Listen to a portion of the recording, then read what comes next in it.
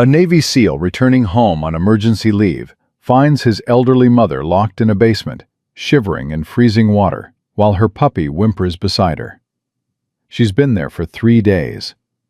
The woman upstairs, his stepfather's daughter, wearing a dark red dress and a perfect smile, tells the guests what a devoted caretaker she is. But the SEAL's military canine won't stop growling at her. What his dog uncovers will expose a conspiracy of greed, abuse, and attempted murder that reaches deeper than anyone imagined. Some monsters don't wear masks. They wear designer dresses and family names. Before we continue, please like and subscribe to follow this story to the end. Comment below with the city you're watching from. I want to see how far this story travels. The phone call came at 03:47 hours. Nathan Cross was in the middle of a briefing when his personal phone, the one only 3 people in the world had the number for, started vibrating against his thigh. He ignored it. Then it vibrated again and again. "Lieutenant Commander?" His commanding officer raised an eyebrow. "Sir, I need to take this." "We're in the middle of—" "It's my mother, sir. She never calls during operations. Never." The CO nodded. "Make it quick." Nathan stepped into the hallway, his heart already racing. His mother was the most considerate person he'd ever known. She'd memorized his deployment schedule. She knew when he could talk and when he couldn't. For her to call now, at this hour, something was very wrong. "Mom?" The voice on the other end wasn't his mother's. "Nathan Cross?" A young woman, terrified, whispering. "Who is this?" "My name is Maria. I work for the Whitmore estate. Your mother—" The voice cracked. "Your mother is in trouble. Please, please come home." "What kind of trouble? Where's my mother?" "I can't. She's listening. She's always listening. But your mother, she's—" A sharp gasp. Then silence. "Hello? Maria? Maria!" The line went dead. Nathan stared at the phone in his hand. His pulse was steady.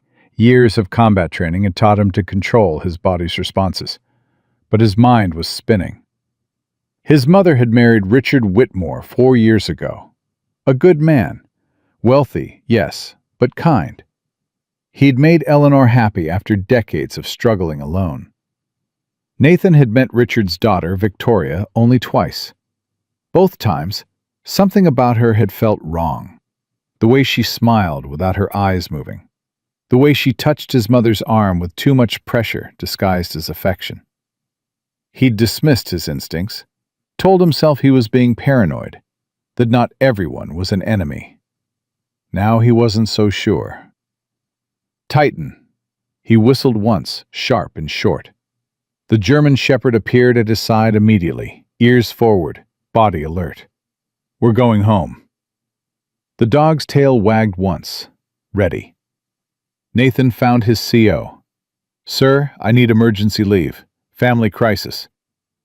"Cross, we're deploying in 72 hours. My mother may be in danger. I need to go. Now." Something in his voice must have conveyed the urgency. The CO studied him for a long moment. 48 hours. That's all I can give you. That's all I need. Nathan was on a plane within the hour. Titan secured beside him in the military transport section. The flight was 6 hours. He spent every minute of it thinking. His mother had early-stage dementia. The diagnosis had come 2 years ago, shortly after she'd married Richard. At first, it was small things. Forgetting where she'd put her keys, losing track of time. Lately, it had progressed to forgetting names, repeating conversations. But she'd never forgotten him, never missed their weekly phone call. Until 3 weeks ago. At first, Nathan had assumed she was busy, then distracted. Then, when she still didn't answer, he'd called the house line. Victoria had picked up. "Nathan, how lovely to hear from you. Your mother is resting, I'm afraid. The dementia has been harder on her lately. But I'll tell her you called.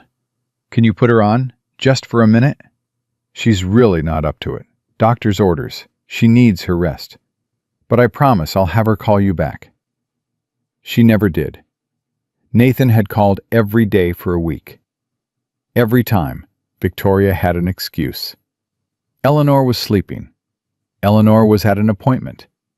Eleanor wasn't feeling well. She does ask about you, though, Victoria had said during their last conversation. She talks about you all the time. What a good son you are. How proud she is. The words had sounded right, but something in Victoria's tone, a note of satisfaction maybe, or triumph, had made Nathan's skin crawl. He planned a visit after his deployment, check on things, make sure everything was okay. Now he wondered if that would have been too late. The estate appeared through the car's windshield just after sunset. It was massive, a sprawling colonial revival that Richard's grandfather had built during the boom years. 20 rooms, 12 bathrooms, more space than any family could ever need. Nathan had never liked it. Too many shadows, too many places to hide. He parked at the end of the long driveway and studied the house. Lights were on in the main hall and the dining room. No movement visible through the windows. Easy, boy. Titan was already alert, sensing his tension. We're going in quiet, understand? The dog's amber eyes met his. Understood. They approached the front door together. Nathan rang the bell. Footsteps. A pause. Then the door opened. A young woman, barely more than a girl, stood in the doorway. She had dark hair pulled back in a severe bun, red-rimmed eyes, and the hollow look of someone who hadn't slept in days. "Can I help you?" "Maria?" Her face went white. "How do you—" "I'm Nathan Cross. You called me." Maria's eyes darted behind her, checking, making sure no one was listening. "Mrs. Whitmore isn't expecting visitors." "I'm not a visitor. I'm family." Nathan stepped forward. "Where's my mother?" Before Maria could answer, a voice came from deeper in the house. "Who is it, Maria?" The young woman flinched like she'd been struck. It's Mr. Cross, ma'am. Mrs. Cross's son." Silence. Then footsteps. Measured, unhurried, confident. Victoria Whitmore appeared in the hallway. She was 50 years old, but expensive treatments and careful maintenance made her look younger. Dark red dress, the color of old blood. Pearl earrings, perfect hair. And that smile, that practiced, professional smile that never touched her eyes. "Nathan, what a wonderful surprise!" She moved forward, arms extended as if to embrace him. "We weren't expecting you." Nathan didn't move. "I tried calling. Multiple times." "Oh, did you? The phones here have been so unreliable. Old house, old wiring. You know how it is." Victoria stopped an arm's length away, her smile unwavering. "Your mother will be so happy to see you." Titan growled. Low. Dangerous. The sound a military canine makes when he's detected a threat. Victoria's eyes flicked to the dog. For just a moment, a fraction of a second, her mask slipped. Nathan saw something cold underneath. Something calculating. Then the smile was back. "What a beautiful dog. Is he friendly?" "He's trained." Nathan didn't elaborate. "I want to see my mother. Now." "Of course. But perhaps you could wait in the sitting room? She's been resting, and I don't want to—" "Now, Victoria." Something changed in her expression. The charm evaporated like morning frost. "Your mother isn't well, Nathan. The dementia has progressed faster than the doctors expected. She has episodes, delusions. She doesn't always recognize—" Where is she? I'm trying to explain. I didn't ask for an explanation. I asked where my mother is.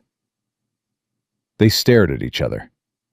Two people who had always sensed, on some primal level, that they were natural enemies. Maria will show you to her room, Victoria said finally. But please, don't upset her.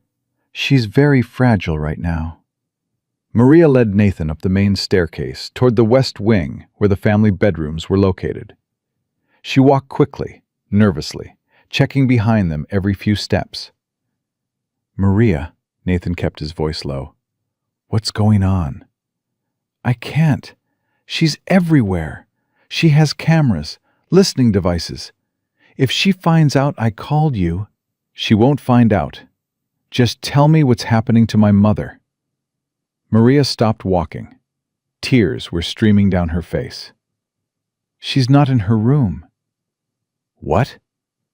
Mrs. Cross, she's not upstairs. Maria's voice dropped to barely a whisper. She's in the basement. Nathan felt ice form in his chest. The basement? Mrs. Whitmore put her there 3 days ago. Said she needed to learn her lesson. She made me... Maria's voice broke. She made me pour water on her. Cold water. Every few hours. Said if I didn't, she'd have me deported.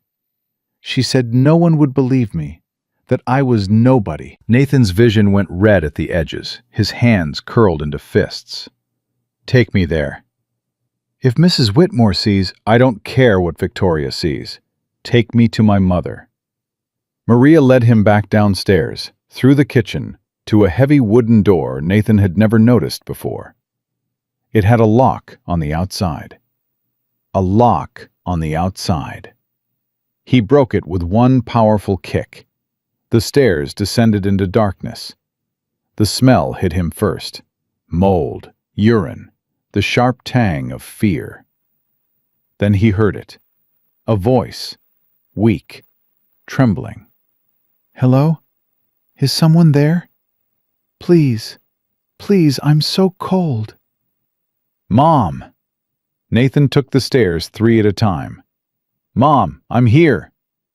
He found her in the corner of the basement, huddled on concrete, wrapped in a thin blanket that was soaked through. Beside her, a small golden puppy shivered uncontrollably. Eleanor Cross looked up at her son with eyes that held 3 days of terror. Nathan? Her voice cracked. Nathan, is that really you? He dropped to his knees beside her. She was freezing, her skin pale, her lips nearly blue. The puppy whimpered and pressed closer to her, seeking warmth that neither of them had. I'm here, Mom. I'm here. He stripped off his jacket, wrapped it around her shoulders. I'm going to get you out of this. She said you weren't coming. Eleanor's teeth chattered. She said no one was coming. She said I was going to die down here, and no one would ever know. Who said that? Victoria. She... Eleanor started crying. She said I saw something I shouldn't have. She said I needed to learn to keep quiet. She said... What did you see, Mom? Papers. In Richard's study. Transfers. Money moving. I didn't understand all of it, but I knew it was wrong. I knew she was stealing from him. And when I told her I was going to tell Richard, she locked you down here. Eleanor nodded. 3 days. She comes down every few hours, pours water on me, cold water. Tells me I deserve it. Tells me I'm a burden, that I'm... She couldn't continue. Nathan held his mother. Held her the way she'd held him when he was a boy, when the world seemed too big and too scary. It's over now, he said. I'm going to get you out. I'm going to make this right. She won't let you. Eleanor's voice was hollow. She has people, lawyers, friends everywhere. She says no one will believe me because of the dementia. She says... I don't care what she says. Nathan pulled back, looked his mother in the eyes. I believe you. That's what matters. Titan had descended the stairs behind them. The dog approached Eleanor slowly, gently, and lay down beside her. His body heat, 90 pounds of warmth and loyalty, began to slowly warm her shivering form. The puppy crawled over to Titan, whimpering. The big German shepherd looked at the smaller animal, then began licking her head. Comfort, protection, even for this tiny stranger. "That's Biscuit," Eleanor whispered. "Richard gave her to me. For company. When Victoria started," she trailed off. It's okay, Mom. You don't have to explain right now. "She was going to kill her. Biscuit. Said she was going to drown her in the sink. I begged her not to. I begged her." Eleanor's voice broke. So she locked us down here together. Said if Biscuit died from the cold, it would be my fault for not cooperating. Nathan felt something shift inside him. Something that had been dormant for years. The cold, calculated part of him that had kept him alive in the worst places on Earth. Victoria Whitmore had made a critical error. She'd declared war on a Navy SEAL. And she'd done it by hurting the only person in the world Nathan loved more than his own life. Maria. Nathan's voice was steady, calm, the voice he used before combat. Call 911. Tell them we need an ambulance for a hypothermia victim. "But Mrs. Whitmore." Maria, look at me. The young woman met his eyes. Victoria Whitmore can't hurt you anymore. She can't hurt anyone anymore. Do you understand? Something in Maria's face changed. Hope, maybe. Or relief. Yes, I understand." She ran upstairs to make the call. Nathan turned back to his mother. Can you stand? "I think so, if you help me." He lifted her in his arms. She weighed nothing, less than nothing.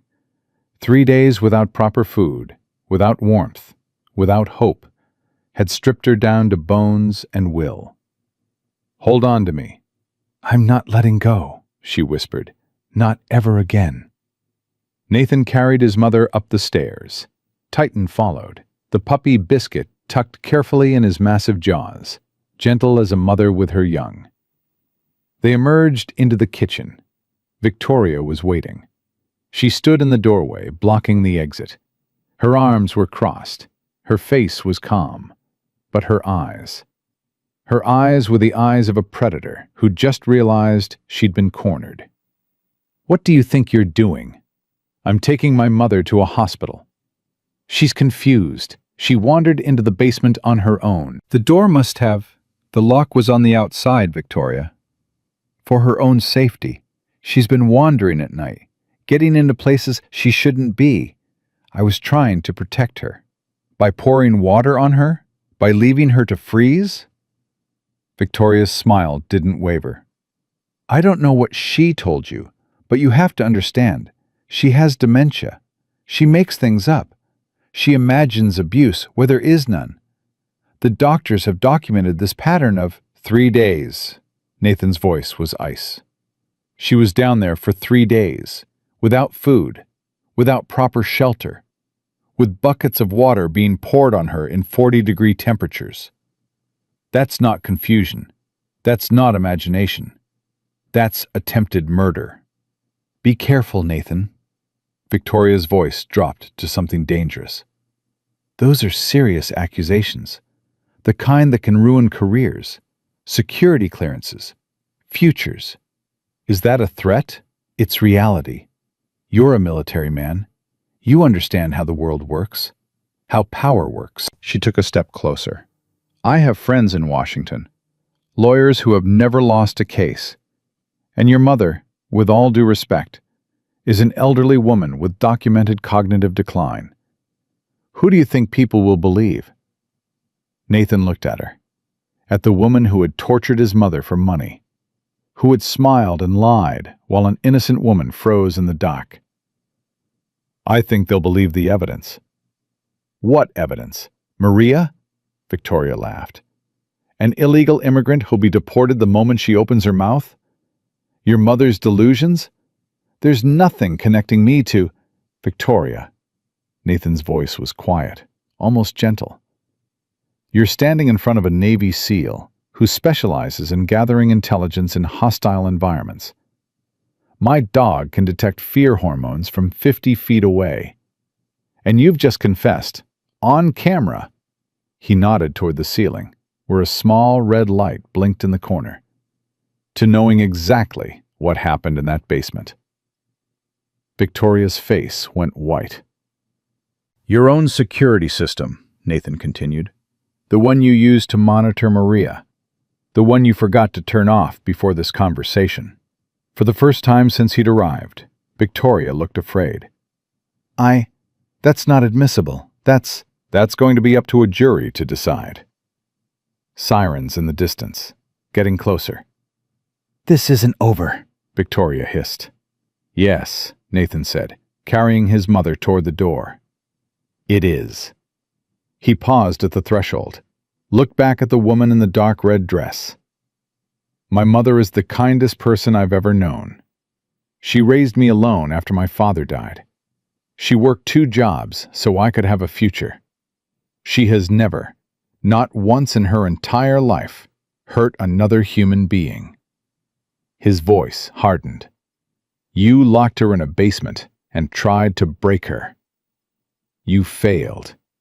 And now you're going to pay for what you did. You can't prove anything. Watch me. Nathan carried his mother into the night, toward the flashing lights of the ambulance that had just arrived. Behind him, Titan emerged with biscuits still cradled in his jaws.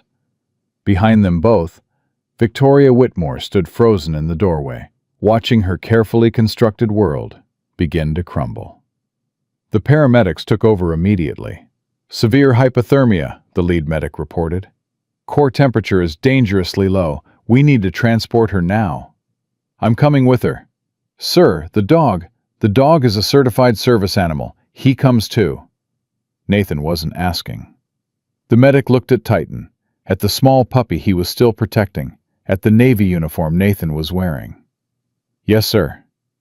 In the ambulance, Eleanor gripped Nathan's hand with what little strength she had left. I knew you'd come, she whispered. She said you wouldn't. She said you'd forgotten me. But I knew. I will always come for you, Mom. Always. She's not going to stop. Eleanor's eyes were clear now, clearer than they'd been in months. She wants Richard's money, all of it, and I'm in the way. What do you mean? 3 weeks ago, Richard had an accident, fell down the stairs. He's in a coma now. Eleanor's voice broke. But Nathan, I don't think he fell. I think she pushed him. Nathan felt the pieces click into place. Victoria had attacked her father. Now she was trying to eliminate the only witness, his mother. Mom, I need you to tell me everything. Everything you remember. Everything you saw. I will. I promise. But Nathan, she squeezed his hand. Be careful. She's not what she seems. She's done this before. What do you mean? Her first husband, 8 years ago. He died. They said it was an accident. A fall. Eleanor's eyes met his. Just like Richard. The ambulance raced through the night. Nathan looked down at his mother, at the woman who had given him everything, who had sacrificed everything, who had been tortured by a monster and still found the strength to fight. Then he looked at Titan, who was keeping the puppy warm with his body heat. Then he looked out the window, toward the estate that had become a house of horrors. Victoria Whitmore thought she had won. She was wrong. She had just made the worst mistake of her life. She had hurt a Navy SEAL's mother, and Nathan Cross was going to make her pay. The hospital was a blur of white lights and urgent voices. Nathan stayed with his mother through the initial examination, refusing to leave her side even when the nurses suggested he wait outside. Titan remained at his heel, alert and watchful, while Biscuit, the trembling puppy, had been taken to an emergency veterinary clinic by one of the paramedics who had a soft heart for animals. "Core temperature is rising," the doctor reported after an hour. "She's responding well to treatment, but Mr. Cross, she was very close to the edge. Another few hours in those conditions." "I understand. We'll need to keep her for observation, at least 48 hours. Whatever she needs." The doctor hesitated. "There's something else. I noticed bruising on her arms and shoulders. Old bruises, some fresh. The pattern is consistent with abuse." "Yes." The doctor's voice was careful. "I'm required by law to report this to Adult Protective Services." "Good. Report everything. Document everything." Nathan's jaw tightened. "I want a record of every mark on her body." "You believe this was intentional?" "I know it was." The doctor nodded slowly. "I'll make sure the documentation is thorough." When Eleanor finally stabilized, she fell into an exhausted sleep. Nathan sat beside her bed, watching her breathe, counting each rise and fall of her chest. His phone buzzed, a text from an unknown number. "You should have stayed away." Nathan stared at the message. Then another came through. "Your mother is confused. Everyone knows it. Whatever she told you is the product of a diseased mind. No one will believe her. No one will believe you." A third message. "Walk away now, and this ends. Stay, and I will destroy everything you've built. Your career, your reputation, your future. You have 24 hours to decide." Nathan typed a response with calm, steady fingers. "I don't negotiate with people who hurt my mother." No reply. He pocketed his phone and pulled out another, a burner he kept for sensitive operations. He dialed a number from memory. "Jake, it's Nathan." "Nathan? Jesus, what time is it?" "Late. I need a favor." Jake Morrison had been Nathan's teammate for 6 years before leaving the Navy to start his own private investigation firm. He was the best intelligence gatherer Nathan knew outside of active military operations. "Name it." "Victoria Whitmore, 50 years old, daughter of Richard Whitmore. I need everything you can find on her. Financial records, personal history, previous marriages, everything." "How deep do you want me to dig?" "To the bone." "This personal?" "She locked my mother in a basement and tried to freeze her to death." Silence on the other end. Then, "I'll have something for you by morning." "Thanks, Jake." "Nathan, be careful. If this woman is what you think she is, she's not going to go down easy." "Neither am I." He ended the call and looked at his mother, still sleeping, still breathing. "I'm going to end this, Mom," he whispered. "I promise." Titan lifted his head and rested it on Nathan's knee. The dog's amber eyes held something that looked like understanding. "You felt it too, didn't you, boy?" Nathan scratched behind Titan's ears. "The moment we walked through that door, you knew something was wrong." Titan's tail thumped once against the floor. "Good boy. Very good boy." At 3 a.m., Nathan's phone rang. "Jake." "That was fast." "You're going to want to hear this." Jake's voice was tight. "Victoria Whitmore, maiden name Victoria Hartley, has been married twice before. I knew about the first husband, died in an accident." "Yeah, Michael Hartley.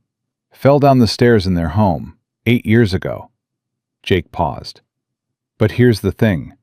There was a second husband, before she married into the Whitmore family." Nathan straightened. "Who?" "A man named David Chen. They were married for 3 years. He died 4 years ago." "How?" "Officially, Heart attack. But I pulled the autopsy report. The medical examiner noted some irregularities. Elevated potassium levels. Traces of an unknown substance. They ran tests, but the results were inconclusive. You think she poisoned him? I think it's worth looking into. Jake's voice hardened. But that's not the worst of it. David Chen had a daughter from a previous relationship. She was 14 when he died. And she accused Victoria of abuse during the custody hearing. What happened? The girl's testimony was dismissed. She was deemed emotionally unstable, sent to live with relatives in another state. Jake paused. But I tracked her down. Her name is Lisa Chen. She's 22 now, living in Seattle. And Nathan, she's willing to talk. Nathan's grip tightened on the phone. Give me her number. I'll do better than that. I'll set up a video call for tomorrow morning. But Nathan... What? The more I dig into this woman, the more bodies I find. She's been doing this for years. Marrying wealthy men, isolating them from their families, and then... Jake didn't finish the sentence. Your mother is lucky to be alive. I know. What's your play? First, I keep my mother safe. Then I build a case so solid that Victoria can't wriggle out of it. Then I put her away for the rest of her life. 48 hours isn't a lot of time. Then I better work fast. He ended the call and looked at his mother again. She had shifted in her sleep, one hand reaching out as if searching for something, or someone. Nathan took her hand, held it. I'm here, Mom. I'm not going anywhere. Morning came slowly. Eleanor woke around 7, disoriented at first, then frightened. Then, when she saw Nathan sitting beside her, overwhelmed with relief. You're still here. I told you I wasn't leaving. I thought... She stopped, swallowed. I thought it might have been a dream. That you found me. That you came. It wasn't a dream. Nathan... Eleanor's eyes filled with tears. I need to tell you something. About Richard. About what happened to him. You said she pushed him down the stairs. I think she did. But that's not all. Eleanor struggled to sit up. Nathan helped her, adjusting the pillows behind her back. The night before his accident, I heard them arguing. Victoria and Richard. In his study. What were they arguing about? Money. He'd discovered that she'd been transferring funds from his accounts. Hundreds of thousands of dollars. Maybe more. Eleanor's voice shook. He was going to change his will. Cut her out completely. He told her that night. And the next morning, he fell down the stairs. It wasn't a fall, Nathan. I saw her. I was coming out of our bedroom, and I saw her at the top of the stairs. She was standing behind him, and then she... Eleanor's hand went to her mouth. She put her hands on his back and pushed. Did anyone else see this? Maria was in the kitchen, but Victoria told her she imagined it. Told her if she said anything, she'd have her deported. Eleanor gripped Nathan's hand with surprising strength. But I didn't imagine it. I know what I saw. No matter what they say about my memory, I know what I saw. I believe you, Mom. You do? I've always believed you. The door opened. A nurse entered, followed by 2 uniformed police officers. Mr. Cross? The lead officer was a woman in her 40s, with sharp eyes and a no-nonsense demeanor. I'm Detective Sarah Holden. This is my partner, Detective Marcus Webb. We're here to take your mother's statement. She's still recovering. Can't this wait? I'm afraid not. We've received a complaint. Detective Holden's expression was carefully neutral. Victoria Whitmore is claiming that you assaulted her last night and illegally removed your mother from her care. Nathan felt his blood pressure spike, but he kept his voice even. That's a lie. Mrs. Whitmore has provided documentation showing that she has legal guardianship over Eleanor Cross. She's also provided medical records indicating that your mother suffers from severe dementia and is prone to confabulation. Confabulation? Making up stories, believing things that aren't true. Detective Holden looked at Eleanor. Mrs. Cross, I need to ask you some questions. Are you up for that?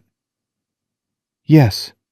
Eleanor's chin lifted. I'll tell you exactly what that woman did to me.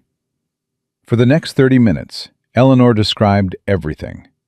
The isolation, the confiscated phone, the intercepted mail, the locked basement, the buckets of cold water, the threats. Detective Holden took notes without interrupting. When Eleanor finished, the detective was quiet for a moment. Mrs. Cross, do you understand that Mrs. Whitmore has a different version of events? I'm sure she does. She's a liar. She claims you wandered into the basement yourself, that the door closed accidentally, that she was searching for you when your son arrived. That's ridiculous. Eleanor's voice rose.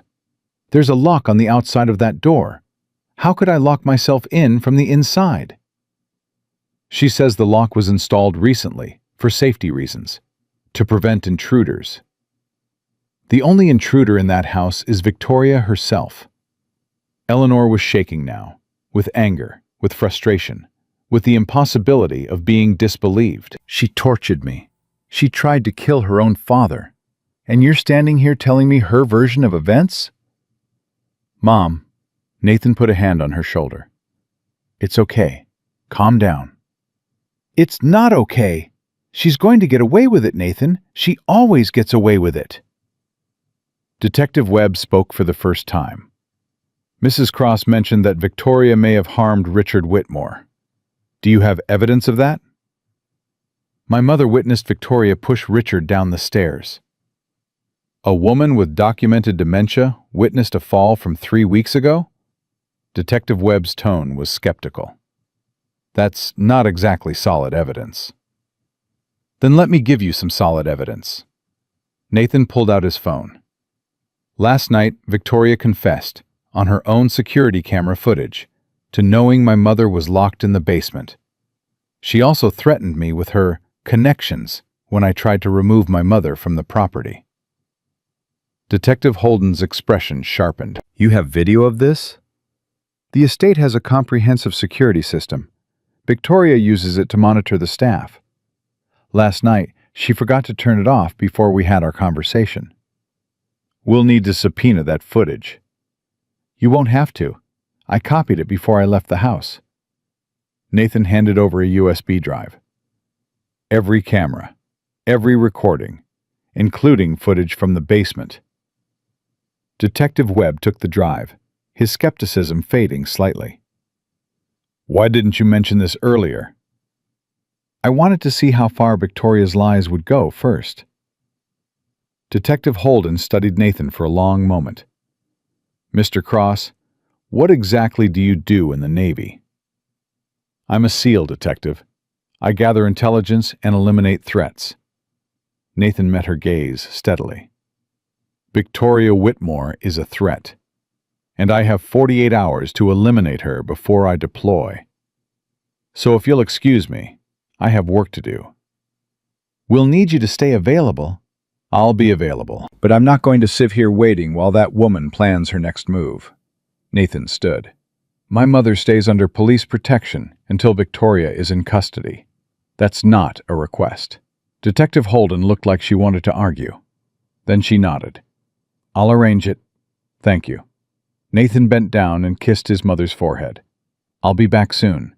Titan stays with you. Nathan, he won't let anyone hurt you. I promise. He left the room, his mind already working through the next steps. The video call with Lisa Chen was scheduled for 11. Nathan found a private conference room in the hospital and set up his laptop. At exactly 11 o'clock, the call connected. Lisa Chen was young, barely into her 20s, with dark hair and darker eyes that held pain far older than her years. "Mr. Cross? Thank you for agreeing to talk to me. Jake said you need information about Victoria." Lisa's voice was flat, controlled. "About what she did to my father." "Yes." What do you want to know? "Everything." Lisa was quiet for a moment. Then she began to talk. "My father met Victoria at a charity event. He was lonely. My mother had died 2 years earlier, and Victoria was charming, attentive, everything he thought he wanted." Lisa's jaw tightened. "They were married within 6 months. And then?" "Then everything changed. She started isolating him, cutting him off from his friends, from his family, from me." Lisa's voice cracked slightly. "I was 12 when they got married. For 3 years I watched her systematically destroy my father, his health, his relationships, his will to live." "How did she do it?" "Slowly. So slowly no one noticed. She controlled his diet, his medications, his access to the outside world. By the end, he was a shell of the man he used to be." Lisa wiped her eyes. "When he died, the doctors said it was a heart attack. But I knew better." "You think she killed him?" "I know she did. I just couldn't prove it." Lisa's voice hardened. "I tried to tell people. The police, social workers, my father's lawyers. No one believed me. They said I was traumatized, unstable, acting out. What about the irregularities in the autopsy? By the time anyone took them seriously, the body had been cremated. Victoria made sure of that." Nathan felt rage building in his chest. "She's done this before your father. Her first husband, Michael Hartley." Lisa nodded. "I tried to contact his family after my father died, to warn them, to find out what happened." She paused. "His sister told me Michael was happy before Victoria, healthy, successful. And then he fell down the stairs and died. Just like Richard. Just like everyone who gets in her way." Lisa leaned closer to the camera. "Mr. Cross, your mother is incredibly lucky to be alive. Victoria doesn't leave witnesses. The fact that she locked her in a basement instead of killing her outright means something changed. Something scared her." What? "I don't know, but whatever it is, she's desperate now, and desperate people are dangerous." "I can handle dangerous." "I'm sure you can, but Victoria isn't like the enemies you fought before. She doesn't use guns or bombs. She uses the system, the law, public perception. She'll destroy you the same way she destroyed everyone else. Slowly, legally, completely. Not this time." "Why? What makes you different?" Nathan thought about his mother, about the basement, about the cold water and the shivering puppy and the 3 days of terror. "Because I'm not going to play by her rules." Lisa was quiet for a moment. Then she smiled, a grim, satisfied smile. "Good. Because I've been waiting 8 years for someone to take that bitch down. Whatever you need from me, I'll help. I need you to testify. About what happened to your father. About what you saw. Done. It could get ugly. Victoria's lawyers will attack your credibility, your mental stability. I've spent 8 years preparing for this, Mr. Cross. I'm not afraid of her lawyers." Lisa's eyes blazed. "I'm not afraid of her." "Then we have a deal." Nathan ended the call and sat for a moment, processing everything he'd learned. Victoria Whitmore had killed at least 2 men, possibly 3 if Richard didn't survive his accident. She'd destroyed families, silenced witnesses, built a fortress of legal protection and social connections that had made her untouchable. Until now. His phone buzzed. Jake again. "Nathan, we have a problem." "What kind of problem?" "Victoria just filed an emergency motion to have your mother declared mentally incompetent and placed under her permanent guardianship. The hearing is scheduled for tomorrow morning. Tomorrow? That's impossible. These things take weeks. Not when you have a judge in your pocket. Jake's voice was grim. Judge Harold Morrison. He's been a guest at Victoria's dinner parties 3 times in the past year, and his campaign received a significant donation from an anonymous source that I'm pretty sure traces back to one of Victoria's shell companies. She's buying a judge. She's buying everything. Nathan, if this motion passes, she'll have complete control over your mother. She can move her anywhere, put her in a facility, restrict your access, anything she wants. How do I stop it? You need a lawyer, a good one. Someone who isn't afraid to go up against Morrison and the local establishment. Do you know anyone? As a matter of fact, I do. Jake paused. Her name is Rebecca Stone. She's a prosecutor who left the DA's office after she couldn't get charges filed against a wealthy defendant who'd bribed his way out of a murder charge. Sound familiar? Uncomfortably so. She works in private practice now, taking cases pro bono when she believes the system has failed. I already called her. She's on her way. Jake, don't thank me yet. We're still up against a corrupt judge, a well-connected defendant, and a timeline that would make a saint sweat. Jake's voice softened. But Nathan, we've got something Victoria doesn't expect. What's that? The truth, and a Navy SEAL who doesn't know how to quit. Nathan hung up and headed back to his mother's room. She was awake when he arrived, sitting up in bed, stroking Titan's head. The dog had climbed onto the bed at some point and was lying beside her, his massive head in her lap. The doctors are going to be upset, Nathan observed. The doctors can stuff it, Eleanor smiled weakly. This dog is better medicine than anything they've given me. Nathan sat down, took her hand. Mom, I need to tell you something. Victoria is trying to get legal guardianship over you. There's a hearing tomorrow. Eleanor's face went pale. No, Nathan, no. If she gets control, she won't. I have a lawyer coming. Someone good. Someone who's going to fight for us. But the judge. We know about Morrison. We know he's in Victoria's pocket. But we also have evidence, footage, witnesses, the truth. Nathan squeezed her hand. We're going to win this, Mom. I promise. You keep making promises. Eleanor's eyes searched his face. What if you can't keep them? Then I'll die trying.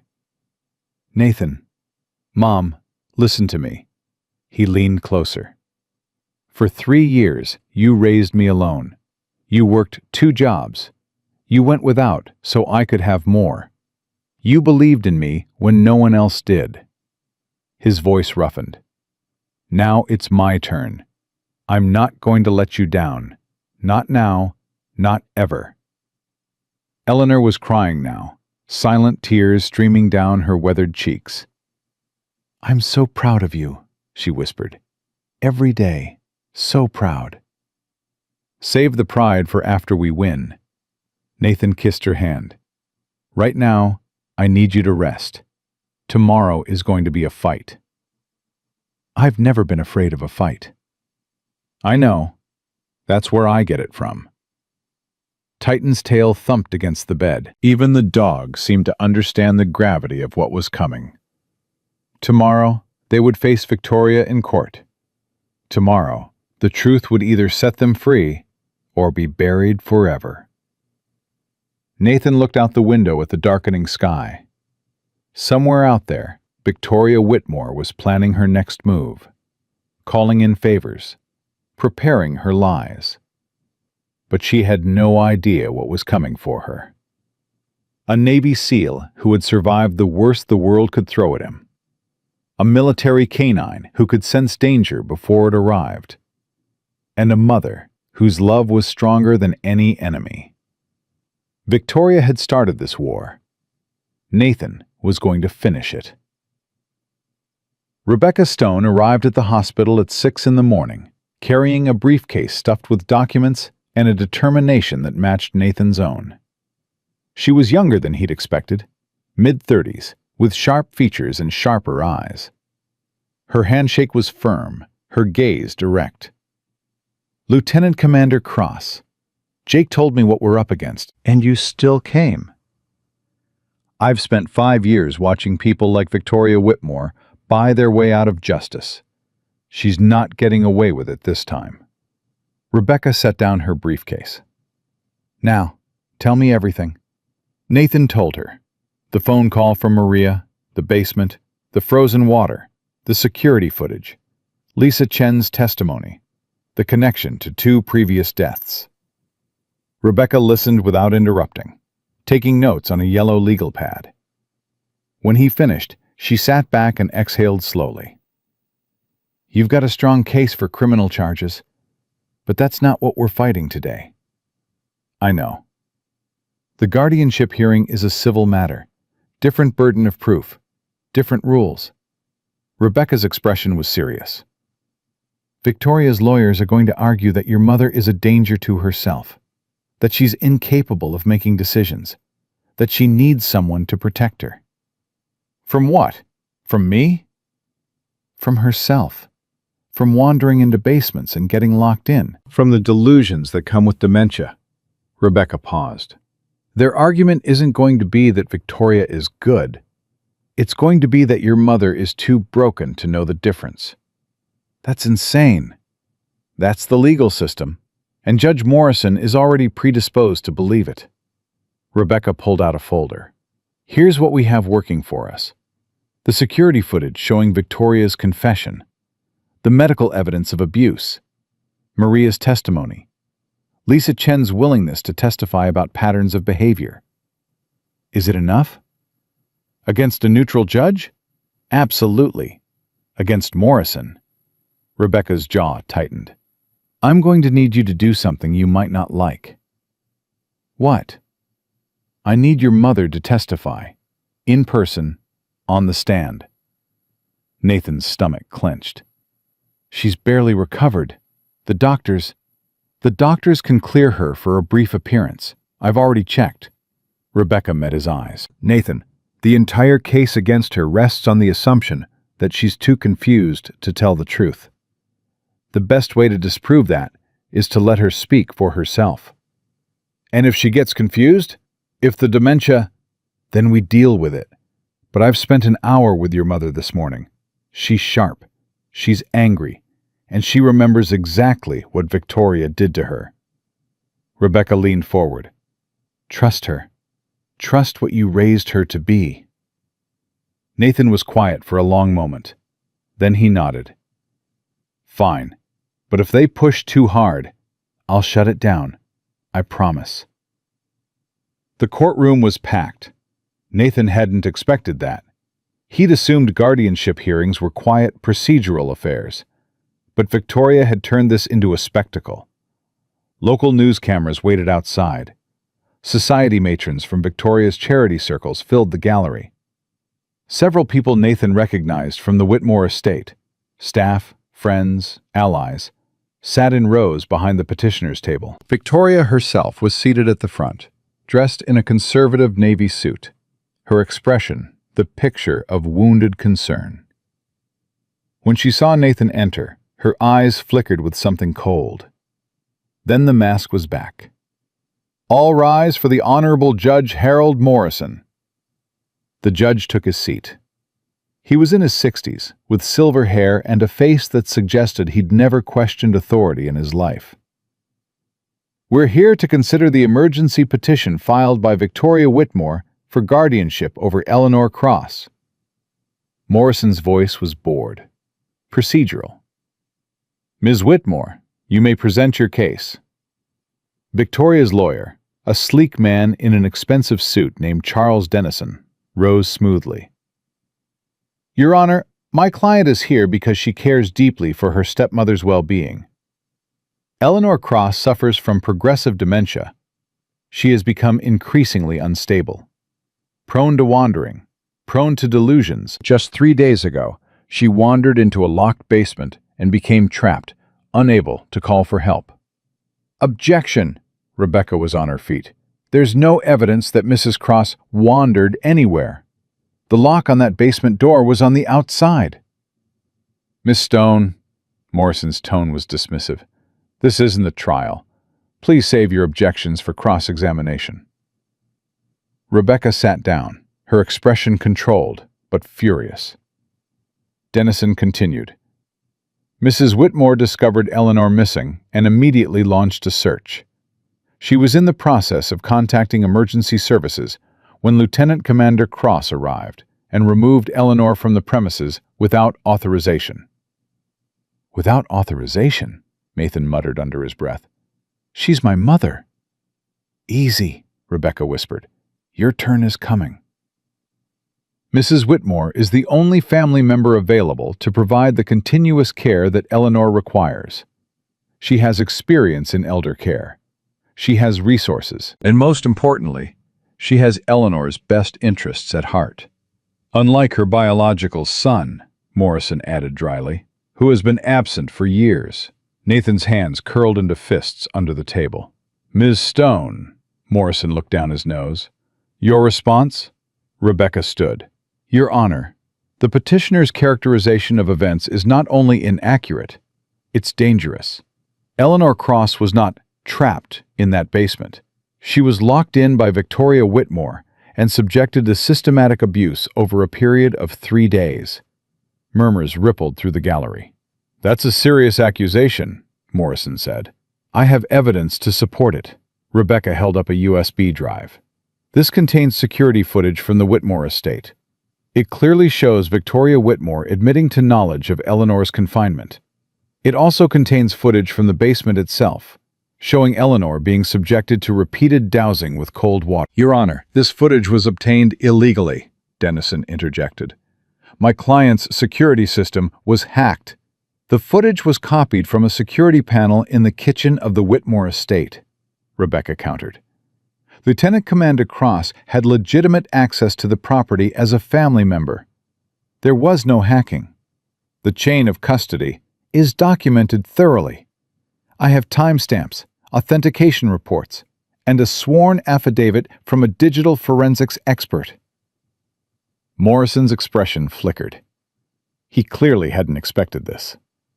I'll allow the footage to be entered as evidence. Provisionally.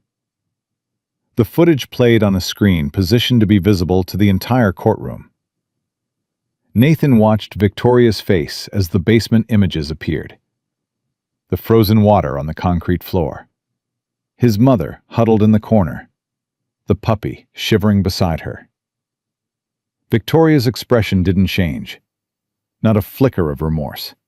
Not a hint of guilt. That, more than anything else, told Nathan everything he needed to know about who she really was.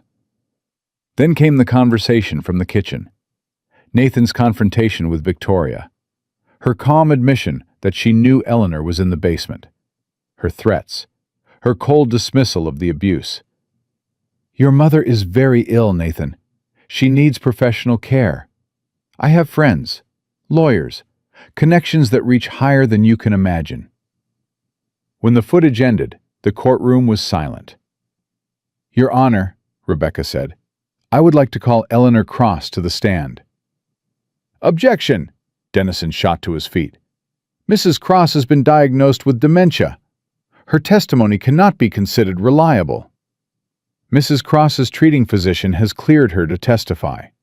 She is capable of understanding questions and providing truthful answers. The weight given to her testimony is for the court to decide, but she has the right to speak for herself. Morrison hesitated. His eyes darted to Victoria, then back to Rebecca. I'll allow it, but if Mrs. Cross shows signs of confusion or distress, I'll end the examination immediately. Nathan helped his mother to the stand. She moved slowly, but steadily, her chin lifted, her eyes clear. Mrs. Cross, Rebecca began gently, can you tell the court what happened 3 days ago? Eleanor took a breath. Victoria came to my room after dinner. She said Richard wanted to see me in the basement, that there was something wrong with the furnace. Did you believe her? I had no reason not to. Richard and I— Eleanor's voice wavered. Richard is my husband. I trust him. I followed her. What happened when you reached the basement? She pushed me down the stairs, not hard enough to injure me, but hard enough to make me fall. Then she closed the door and locked it. Did you call for help? I screamed. I screamed until my voice gave out. But the basement is soundproofed. Richard had it done years ago for privacy. Eleanor's eyes met Victoria's. She knew no one would hear me. What happened next? She came down every few hours, sometimes 3 times a day, sometimes more. She would pour water on me, cold water, buckets of it. Eleanor's voice broke. She said I needed to learn my place, that I had seen things I shouldn't have, that if I didn't cooperate, things would get worse. What things did you see? Papers in Richard's study, financial documents. Victoria was transferring money out of his accounts. Hundreds of thousands of dollars, maybe millions. Objection! Dennison was on his feet again. This is hearsay. Mrs. Cross is testifying to what she personally observed, Rebecca countered. That's not hearsay. Overruled. Continue. I confronted Victoria about what I'd found, Eleanor continued. I told her I was going to tell Richard.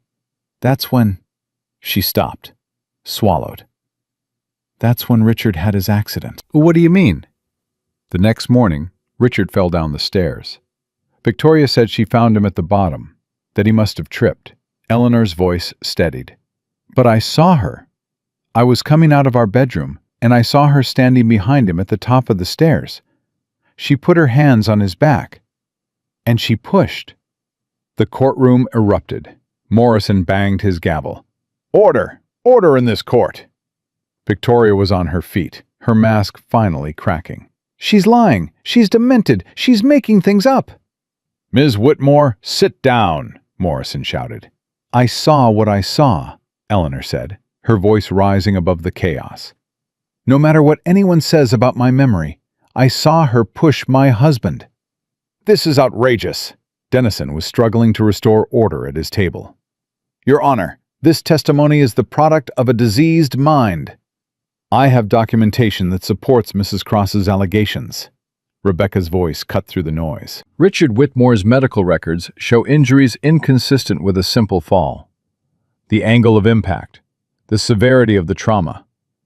Medical experts have reviewed the data and concluded that the injuries are more consistent with a forceful push than an accidental trip. When did you obtain these records? Morrison demanded. This morning, from Richard Whitmore's primary care physician. Your Honor, we request a recess to review this new evidence. Denied! Morrison's voice was strained. For the first time, he looked uncertain. This hearing will continue. Nathan watched the judge carefully. The man was clearly trying to help Victoria, but the evidence was overwhelming. Even a corrupt judge couldn't ignore this much proof. I have one more witness, Rebecca said. Lisa Chen. Ms. Chen was the stepdaughter of David Chen, Victoria Whitmore's second husband. She has testimony regarding patterns of behavior that are directly relevant to this case. Objection! Ms. Chen's testimony would be prejudicial. It establishes a pattern of predatory behavior. Victoria Whitmore has a documented history of marrying wealthy men, isolating them from their families, and then— Your Honor, this is character assassination. This is the truth. Rebecca's voice was iron. Victoria Whitmore's first husband fell down the stairs. Her second husband died of a suspicious heart attack. Her current victim, Richard Whitmore, fell down the stairs. And now she's trying to gain control over the one witness who can expose her. Morrison's face had gone pale. Your Honor, Rebecca continued, I move to dismiss Victoria Whitmore's petition for guardianship. and I request that this court remand Miss Whitmore into custody, pending a criminal investigation into attempted murder, elder abuse, and financial fraud." The courtroom exploded again. Cameras were clicking despite the rules against photography. Reporters were typing furiously on their phones. "Order! Order!" Morrison banged his gavel until silence finally fell. His face was a mask of barely controlled panic. "This court will take a 30-minute recess. We will reconvene at—" "Your Honor," Nathan stood. "Before you recess, I have something to add." "Mr. Cross, you're not an attorney." "No, sir. I'm a Navy SEAL, and I've been trained to recognize when someone is compromised." Nathan's voice was steady, cold. "This morning, my investigator completed a financial analysis of your campaign contributions. 14 separate donations, totaling over $200,000, all from shell companies that trace back to Victoria Whitmore." Morrison's face went white. "You've been taking bribes from the petitioner, Your Honor. You've been compromised since before this hearing even started." That's a serious allegation." "It's not an allegation. It's a fact. And I've already forwarded the evidence to the State Judicial Conduct Board and the FBI." The courtroom was utterly silent now. Even Victoria had stopped protesting, her face frozen in an expression Nathan couldn't quite read. "This hearing is over," Nathan said, "and so is your career." Morrison stood abruptly, his hands shaking. "This court is in recess, indefinitely. Bailiff, clear the courtroom." He fled through the back door before anyone could respond. In the chaos that followed, Nathan made his way to his mother's side. She was trembling, overwhelmed by the intensity of what had just happened. "Did we win?" she whispered. "We're winning, but it's not over yet."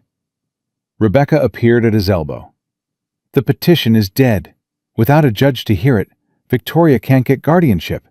But Nathan—" "I know. She's still free." "Not for long." Rebecca's phone buzzed.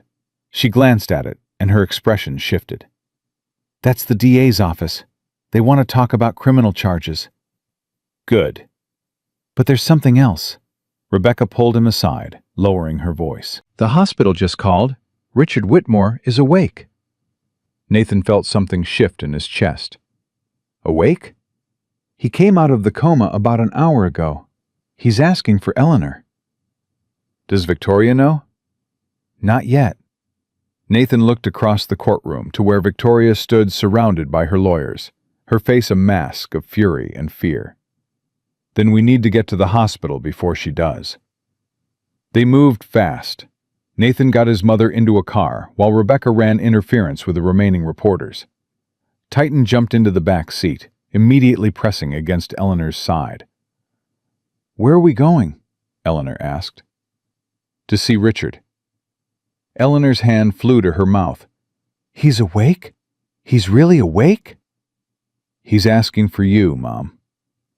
Tears spilled down her cheeks. "I thought Victoria said the doctors gave him no chance. She said he was brain dead. She said—" Victoria said a lot of things. Most of them were lies. They arrived at the hospital within 20 minutes. Nathan kept one eye on his mirrors the entire way, watching for any sign of Victoria's people following them. Nothing. So far. Richard Whitmore's room was on the 5th floor in the ICU. A police officer stood guard outside, part of the increased security Nathan had requested after learning about Victoria's history. "Lieutenant Commander Cross, he's been asking about your mother." "How is he?" "Weak, confused about some things, but lucid." The officer stepped aside. "Go on in." Eleanor entered the room first. Nathan followed, with Titan at his heels. Richard Whitmore was 72 years old, but he looked decades older. The fall, the push, had broken something fundamental in him. His face was gaunt, his eyes sunken, his hands trembling where they lay on the white sheets. But when he saw Eleanor, something lit up behind his eyes. "Ellie!" "Richard!" Eleanor rushed to his bedside, taking his hands in hers. "Oh, Richard, I thought I'd lost you." "I'm hard to kill." His voice was a rasp. Harder than Victoria thought, anyway. "You know?" "I remember Ellie. I remember her hands on my back. I remember falling." Richard's eyes moved to Nathan. "You must be the son she talked about. The seal." "Yes, sir." "Good. I was hoping you'd come." Richard's grip tightened on Eleanor's hands. "I need to tell you something, before Victoria finds out I'm awake." "The police are outside." "The police can't stop her, not if she's desperate enough." Richard took a shaky breath. "I have evidence. Against Victoria.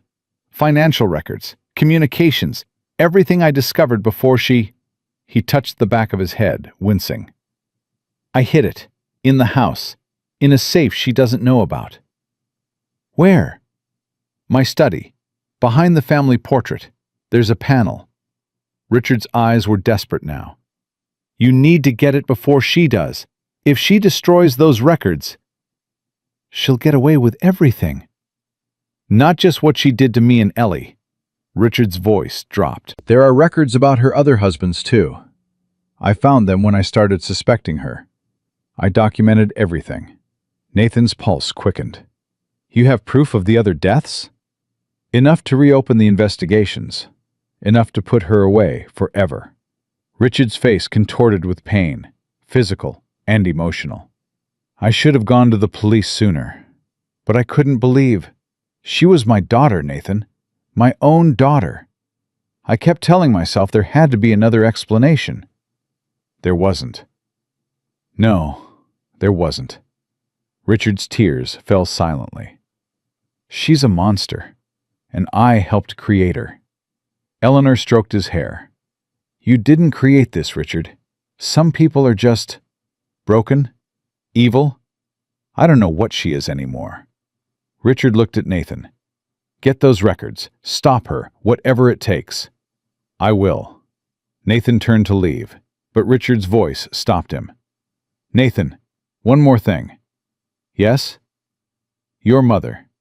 She's the best thing that ever happened to me. She saw my daughter for what she was before I did, and she paid the price for my blindness." Richard's eyes met Nathan's. "Protect her. Promise me." "I promise." Nathan left the room, already dialing Jake's number. "Jake, I need you to meet me at the Whitmore estate. Now." "What's happening?" "Richard Whitmore is awake. He has evidence that can put Victoria away. It's hidden in the house. And you want to get it before she does. I want to end this." "I'm on my way." Nathan headed for the exit, Titan at his side. His mind was racing, calculating distances and times. The estate was 20 minutes away. Victoria was probably still at the courthouse, dealing with the fallout from the hearing. But she wouldn't stay there long. Once she found out her father was awake, once she realized her entire scheme was collapsing, she'd move. Fast. And the first thing she'd do was destroy any evidence that could connect her to her crimes. Nathan pushed through the hospital doors and broke into a run. He had maybe an hour, maybe less. The drive to the estate felt endless. Nathan pushed the speed limit as far as he dared, one eye on the road and one on his phone. Jake was already en route. Detective Holden had been notified and was sending backup. But none of them would arrive in time if Victoria got there first. The estate gates were open when Nathan arrived. That was wrong. They were always closed, always secured. Someone had beaten him here. Titan, guard mode. The dog's posture changed instantly. Ears forward, muscles coiled, ready for anything. Nathan drew his sidearm and moved toward the main entrance. The front door was ajar. He pushed it open slowly, scanning the interior. The house was quiet. Too quiet. Then he heard it. Movement upstairs. In the study. Nathan took the stairs 2 at a time, Titan right behind him. The study door was open. Light spilled into the hallway. He rounded the corner and found Victoria on her knees in front of the family portrait, a crowbar in her hands. She'd already torn through the wall panel. Papers were scattered around her, the evidence Richard had hidden. And in her other hand was a lighter. "Don't!" Victoria froze, turned slowly. When she saw Nathan, her face twisted into something ugly. All pretense of civility was gone, all masks stripped away. "You should have stayed away," she hissed. "You should have let it go." "Put the lighter down, Victoria." "Why? So you can use these to destroy me?" She gestured at the papers. "These prove nothing. A confused old man's paranoid ramblings." "They prove you killed 2 men, maybe 3. "I didn't kill anyone. They died. People die all the time." "They died because you pushed them, poisoned them, destroyed them for their money." Nathan's grip tightened on his weapon. "It's over, Victoria. Richard is awake. He's talking. He remembers what you did." Something flickered in Victoria's eyes. Fear, then rage. "My father is a senile old fool who let himself be manipulated by your whore of a mother. Careful. Or what? You'll shoot me? In front of witnesses?" Victoria laughed, a bitter, broken sound. "You're not going to kill me, Nathan. You're a soldier. You follow rules. And the rules say you can't just execute someone because they hurt your feelings." "You're right. I follow rules." Nathan lowered his weapon slightly. "But he doesn't." Titan launched. 90 pounds of military-trained German Shepherd hit Victoria at full speed, driving her backward into the wall. The lighter flew from her hand. The papers scattered. Titan pinned her to the ground, his jaws inches from her throat, a low growl rumbling in his chest. "Don't move," Nathan said calmly. "He's trained to go for the throat if his target resists." Victoria stared up at the dog, real terror in her eyes for the first time. "Call him off. Call him off!" "Not until the police arrive." "You can't do this. I have rights." "You have the right to remain silent. I'd suggest you use it." Sirens in the distance, getting closer. Nathan gathered the scattered papers while Victoria lay frozen beneath Titan's watchful gaze. Financial records, bank statements, communications, and at the bottom, medical reports. Detailed analysis of David Chen's autopsy. Notes suggesting the presence of a slow-acting poison. Everything they needed. "It's over, Victoria." She stared at him with eyes full of hate. "This isn't over.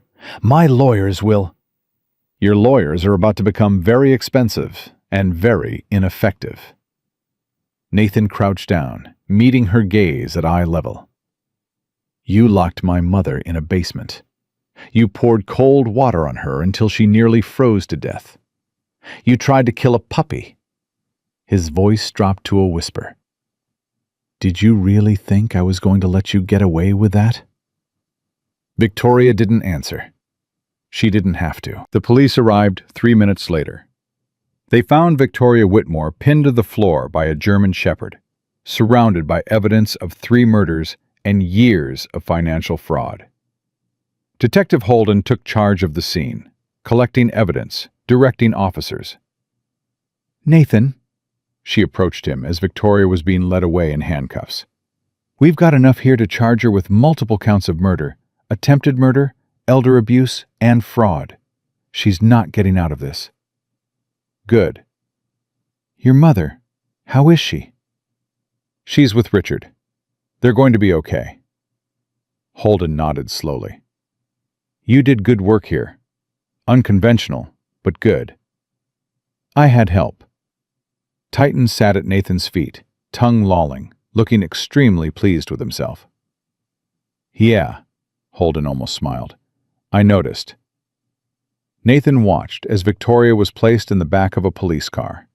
She didn't look at him, didn't look at anyone, just stared straight ahead, her perfect mask shattered beyond repair. It was over, or at least this part was over. Nathan pulled out his phone and called his mother.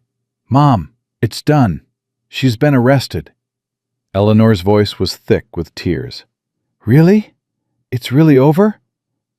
"It's really over."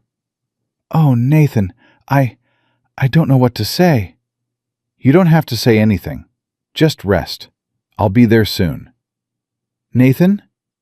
"Yeah, Mom?" "Thank you for coming, for believing me, for everything." Nathan felt his throat tighten. "That's what family does, Mom. That's what family does." He ended the call and looked down at Titan. "Come on, boy. Let's go home." The dog's tail wagged. Home. For the first time in years, the word actually meant something. The trial began 6 weeks later. Nathan had delayed his deployment twice already. His commanding officer had granted emergency extensions after learning the full scope of what had happened. But time was running out. He had 8 days before he had to report for duty. 8 days to see Victoria Whitmore convicted. 8 days to know his mother was finally safe. The federal courthouse was surrounded by media when Nathan arrived on the first morning. Victoria's case had become national news. The wealthy socialite accused of killing 2 husbands and attempting to kill a third. Reporters shouted questions as he pushed through the crowd.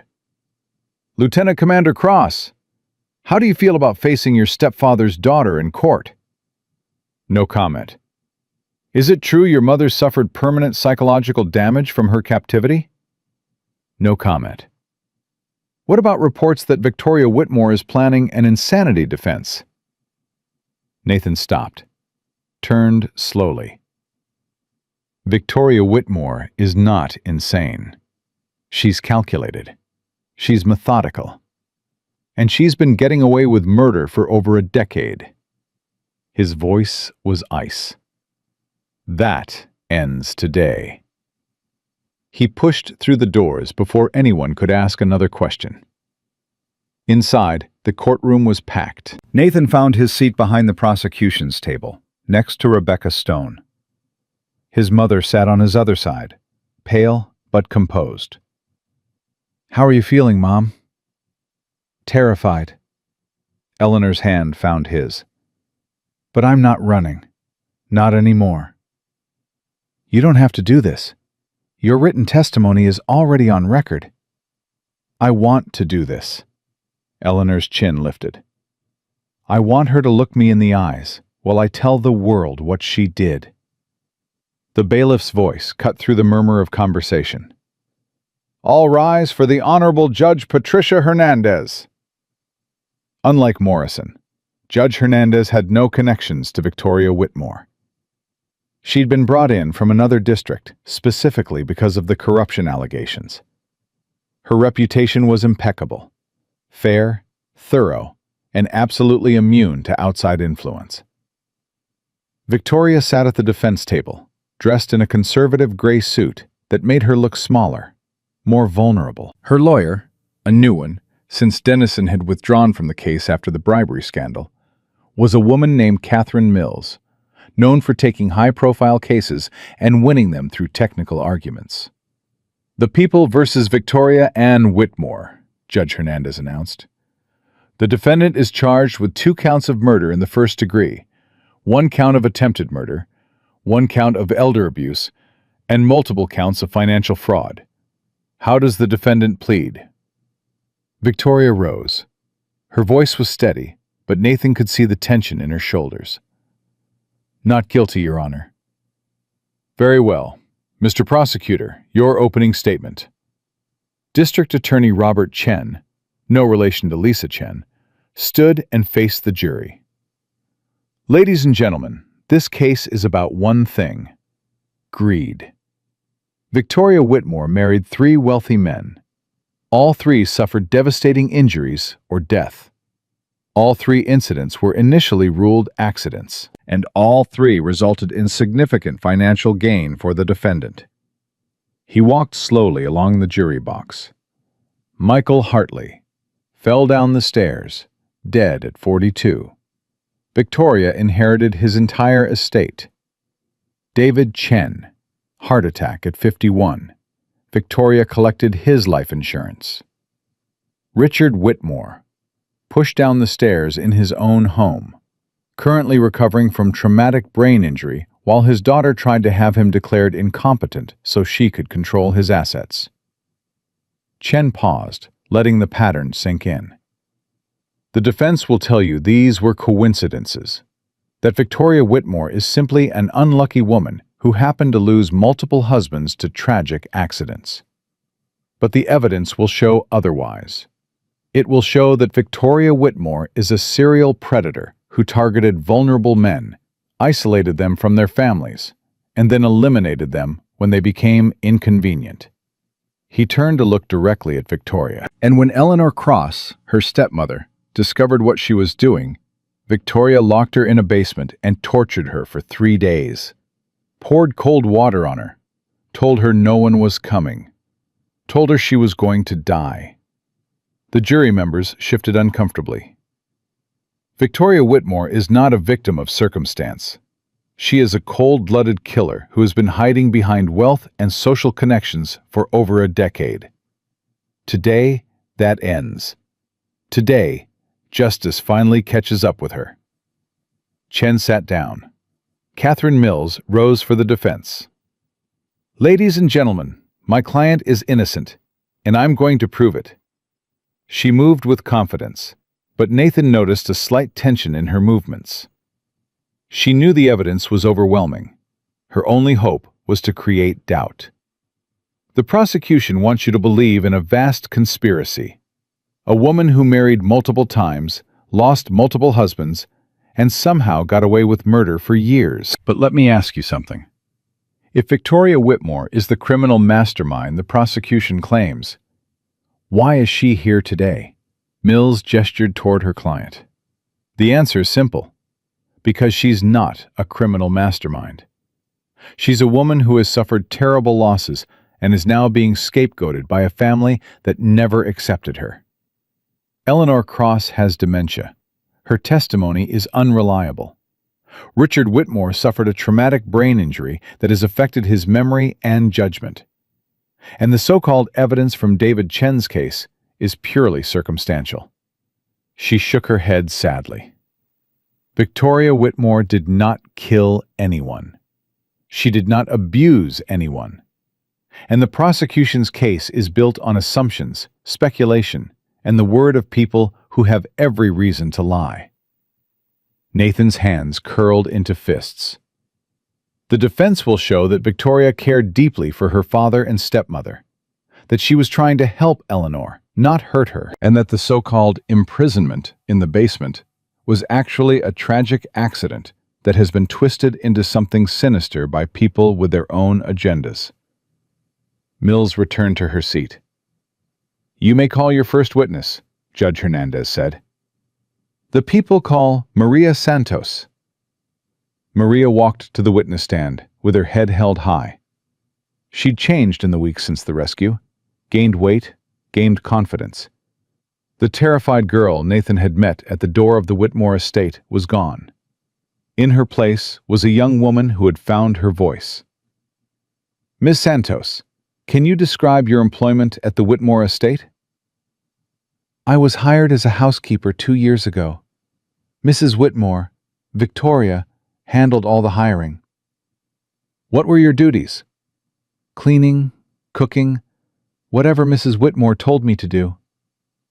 And what happened when you didn't comply with her instructions? Maria's voice wavered slightly. She threatened me. Said she would have me deported. Said no one would believe me if I told anyone about what was happening in that house. What was happening in that house? She was hurting Mrs. Cross, Eleanor. At first it was small things, not letting her use the phone, not giving her mail to her. Then it got worse. She would lock Eleanor in her room for hours, wouldn't let her eat with the family, told her she was a burden. And what about the basement incident? Maria closed her eyes briefly. Mrs. Whitmore told me to help her move Eleanor to the basement. She said it was for Eleanor's own safety, that she'd been wandering at night. But then she locked the door. From the outside? Yes. What happened next? She told me to pour water on them, Eleanor and the puppy. She said...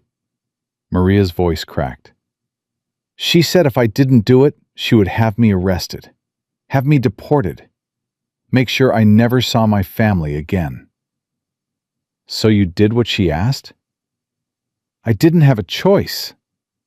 Tears were streaming down Maria's face now. I'm so sorry. I'm so sorry. I should have been stronger. I should have... Ms. Santos, Chen's voice was gentle. You were an 18-year-old girl being threatened by a powerful woman who controlled your immigration status. What you did was understandable. What matters is that you came forward when it counted. Maria wiped her eyes. She's a monster.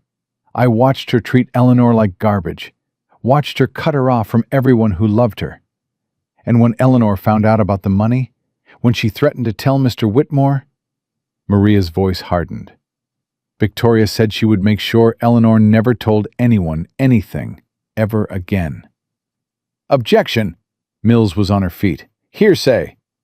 Ms. Santos is testifying to statements made directly to her by the defendant. Overruled. No further questions, Chen said. Mills approached the witness stand for cross-examination. Ms. Santos, isn't it true that you're currently receiving assistance from a legal fund organized by Lieutenant Commander Cross? Yes? So you have a financial interest in seeing Victoria Whitmore convicted. I'm not doing this for money. Maria's voice was sharp. I'm doing this because I watched that woman torture an innocent old lady for 3 days. I'm doing this because someone needs to speak for the people Victoria has hurt. But you admit you received money. I received help with my immigration case. Help I needed because Victoria Whitmore spent 2 years threatening to have me deported if I didn't follow her orders. Maria leaned forward. She used me, controlled me, made me do things I'll never forgive myself for. And now I'm going to make sure she pays for it. No further questions. Mills retreated, clearly shaken by the witness's intensity. The next witness was Lisa Chen. She took the stand with the calm composure of someone who had been waiting years for this moment. Ms. Chen, you were the stepdaughter of David Chen, Victoria Whitmore's second husband. Is that correct? Yes. Can you describe Victoria's behavior during her marriage to your father? At first she seemed perfect, charming, attentive. My father was lonely after my mother died, and Victoria filled that void. Lisa's voice was steady but cold. Then things changed. How so? She started isolating him, making excuses why he couldn't see his friends, turning him against his family. By the end of their first year of marriage, I barely recognized my own father. What do you remember about his death? He was healthy, active, no history of heart problems. Lisa's jaw tightened. And then one day, out of nowhere, he collapsed and died. The doctor said it was a heart attack, but when I looked into it later, I found irregularities in his autopsy. Elevated potassium levels, traces of substances that shouldn't have been there. Objection. Ms. Chen is not a medical expert. I have a toxicology report prepared by Dr. Helena Marsh, a forensic toxicologist with 30 years of experience. Chen handed a document to the judge. Dr. Marsh analyzed the original autopsy data and concluded that the results were consistent with poisoning. Mills's face went pale. The defense was not provided with this report. It was submitted in discovery 3 weeks ago. Perhaps counsel should check her files more carefully. Judge Hernandez reviewed the document. The report is admissible, You may continue. Ms. Chen, after your father's death, what happened? I tried to tell people what I suspected. The police, social workers, anyone who would listen. Lisa's voice broke slightly. No one believed me. They said I was traumatized, that I was imagining things. Victoria's lawyers threatened to sue me for defamation if I didn't stop making accusations. So you stopped? I stopped talking publicly, but I never stopped investigating. I've spent 8 years gathering evidence, documenting patterns, waiting for someone to finally listen. Lisa looked at the jury. Victoria Whitmore killed my father. She killed Michael Hartley before him. She tried to kill Richard Whitmore, and she was going to kill Eleanor Cross. The only reason any of us are sitting here today is because her stepson happened to be a Navy SEAL who refused to give up. Objection, speculation. Withdrawn. Chen smiled slightly. No further questions. Mills approached Lisa cautiously. Miss Chen, isn't it true that you were diagnosed with depression after your father's death? Yes. And that you spent time in a psychiatric facility? I was hospitalized for 2 weeks after I tried to make people understand what had happened to my father, and no one would listen. Lisa's voice was ice. I wasn't crazy then. I'm not crazy now. And the fact that Victoria's lawyers tried to have me committed doesn't change the fact that she murdered my father. You seem very emotional about this subject. My father was murdered by his wife, and no one believed me for 8 years. Of course I'm emotional. Lisa leaned forward. But emotion doesn't make me wrong. The evidence makes me right. No further questions. The trial continued for 3 more days. The prosecution presented financial records showing Victoria's systematic looting of her husband's assets. They played the security footage from the Whitmore estate, the confession, the threats, the image of Eleanor and Biscuit huddled in the frozen basement. They called medical experts who testified about the nature of Eleanor's injuries. They called forensic accountants who documented the patterns of fraud. They called the private investigator who had discovered the connections between all 3 of Victoria's marriages. And finally, they called Eleanor Cross. Nathan walked his mother to the witness stand. She was steady on her feet, but he could feel her trembling. "You're going to be fine," he whispered. I know. She squeezed his hand. Because you're here. Eleanor took her seat, faced the courtroom full of strangers, faced Victoria, who was watching with those cold, calculating eyes. "Mrs. Cross," Chen began gently, "can you tell us what happened on the night you discovered Victoria's financial records?" I couldn't sleep. It was around 2 in the morning. I went to Richard's study looking for a book, and I saw papers on his desk. Financial statements, transfer records. Eleanor's voice was quiet but clear. I didn't understand all of it, but I knew something was wrong. Money was being moved out of Richard's accounts, large amounts, into companies I'd never heard of. What did you do? I confronted Victoria the next morning, asked her to explain. She said it was none of my business, that I was confused, that I should forget what I'd seen. Eleanor's chin lifted. But I couldn't forget. I told her I was going to tell Richard. What happened after that? That night, I heard them arguing, Victoria and Richard, in the study. The next morning, Eleanor's voice caught. The next morning, Richard was at the bottom of the stairs. Victoria said he'd fallen. But I saw her, Mr. Chen. I was coming out of our bedroom, and I saw her standing behind him. She put her hands on his back, and she pushed. The courtroom was utterly silent. What happened after that? Victoria told me I was confused, that my dementia was making me see things that weren't real. She said if I told anyone what I thought I saw, she would have me committed. Eleanor's eyes met Victoria's across the courtroom. But I knew what I saw. I know the difference between reality and delusion, and I will never forget watching that woman try to murder my husband. Objection! Mills was on her feet. The witness has admitted to having dementia. Her testimony is unreliable. Your Honor, Mrs. Cross's neurologist has submitted a report confirming that her early-stage dementia does not significantly impair her ability to recall and report recent events.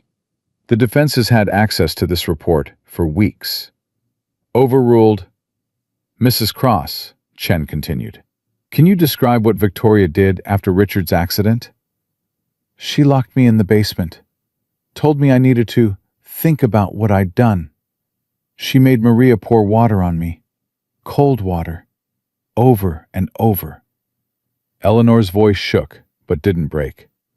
She told me I was going to die down there, that no one would ever know. How long were you in that basement? 3 days. And what happened at the end of those 3 days? Eleanor looked at Nathan, her eyes filled with tears. My son came. He found me. He saved me. Her voice rose. Victoria told me he'd forgotten about me, that he didn't care. But she was wrong. He came. Just like he always does. No further questions. Mills approached the witness stand slowly.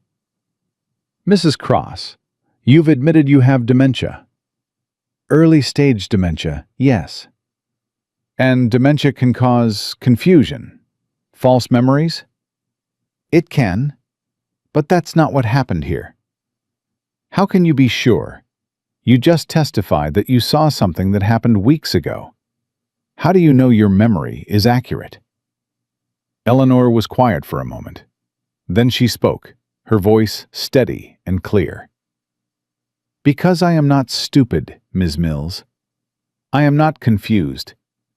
I am an elderly woman with a medical condition that affects my short-term memory. But I remember the important things. I remember my son's face. I remember my husband's voice. And I remember watching your client put her hands on Richard's back and push him down the stairs. But I also remember 3 days of cold water. 3 days of being told I was worthless. 3 days of listening to my puppy whimper while we froze together in the dark. Eleanor's voice hardened. That is not confusion, Ms. Mills. That is torture. And no matter how many times your client calls me senile, it will not change what she did. Mills opened her mouth, closed it, looked at the jury. No further questions. The jury deliberated for less than 4 hours. Nathan sat with his mother in the hallway outside the courtroom, waiting. Titan lay at their feet, his head resting on Eleanor's lap. What if they don't believe us? Eleanor whispered. They'll believe us. But her lawyer. Her lawyer did everything she could, but the evidence is overwhelming. The testimony is clear. Victoria is going to pay for what she did. The bailiff appeared at the door. They're ready. Nathan helped his mother to her feet. Together, they walked back into the courtroom. The jury foreman stood. On the count of murder in the first degree and the death of Michael Hartley, how do you find the defendant? Guilty. Victoria's face went white. On the count of murder in the first degree in the death of David Chen, how do you find the defendant? Guilty. A sob escaped someone in the gallery. Lisa Chen, Nathan realized, finally hearing the words she'd waited 8 years to hear. On the count of attempted murder in the attack on Richard Whitmore, how do you find the defendant? Guilty. On the count of elder abuse against Eleanor Cross, how do you find the defendant? Guilty. Victoria was shaking now. The mask that had served her for so long was crumbling. On the multiple counts of financial fraud, how do you find the defendant? Guilty on all counts. The courtroom erupted. Victoria collapsed into her chair, her face buried in her hands. Mills sat beside her, stunned. Judge Hernandez banged her gavel. The defendant will be remanded to custody pending sentencing. This court is adjourned. Nathan turned to his mother. She was crying, silent tears of relief of release, of justice finally served. "It's over," she whispered. "It's really over." "Yes, Mom, it's really over." He held her while she cried. Titan pressed against them both. Across the courtroom, Victoria Whitmore was led away in handcuffs. She passed within feet of Nathan. For just a moment, their eyes met. "You think you've won," she hissed. "But this isn't over. It will never be over. I'll appeal. You'll spend the rest of your life in prison," Nathan said calmly. "That's what you'll do." Victoria's face twisted with hatred. Then she was gone, pulled through the door by court officers. Lisa Chen appeared at Nathan's side. "Thank you," she said, tears streaming down her face. "Thank you for believing me, for fighting when no one else would." "You fought for 8 years alone. That took more courage than anything I did." "We fought together," Lisa looked at Eleanor. "All of us. And we won." In the hallway outside the courtroom, reporters were waiting, cameras flashing, questions shouting. "Lieutenant Commander Cross, how does it feel to see justice served?" Nathan paused, looked at his mother, at Lisa, at Maria who had joined them, at Rebecca Stone, the lawyer who had believed in them from the beginning. "It feels like the beginning," he said, "not the end." Victoria Whitmore spent years destroying families. Today, those families got a piece of their lives back. But the real work, the healing, that's just starting. "What about you? Will you be returning to active duty?" Nathan looked at his mother. "I have a few more days, and I plan to spend every one of them with my family." Eleanor squeezed his hand. The cameras kept flashing. The questions kept coming. But Nathan didn't hear them anymore.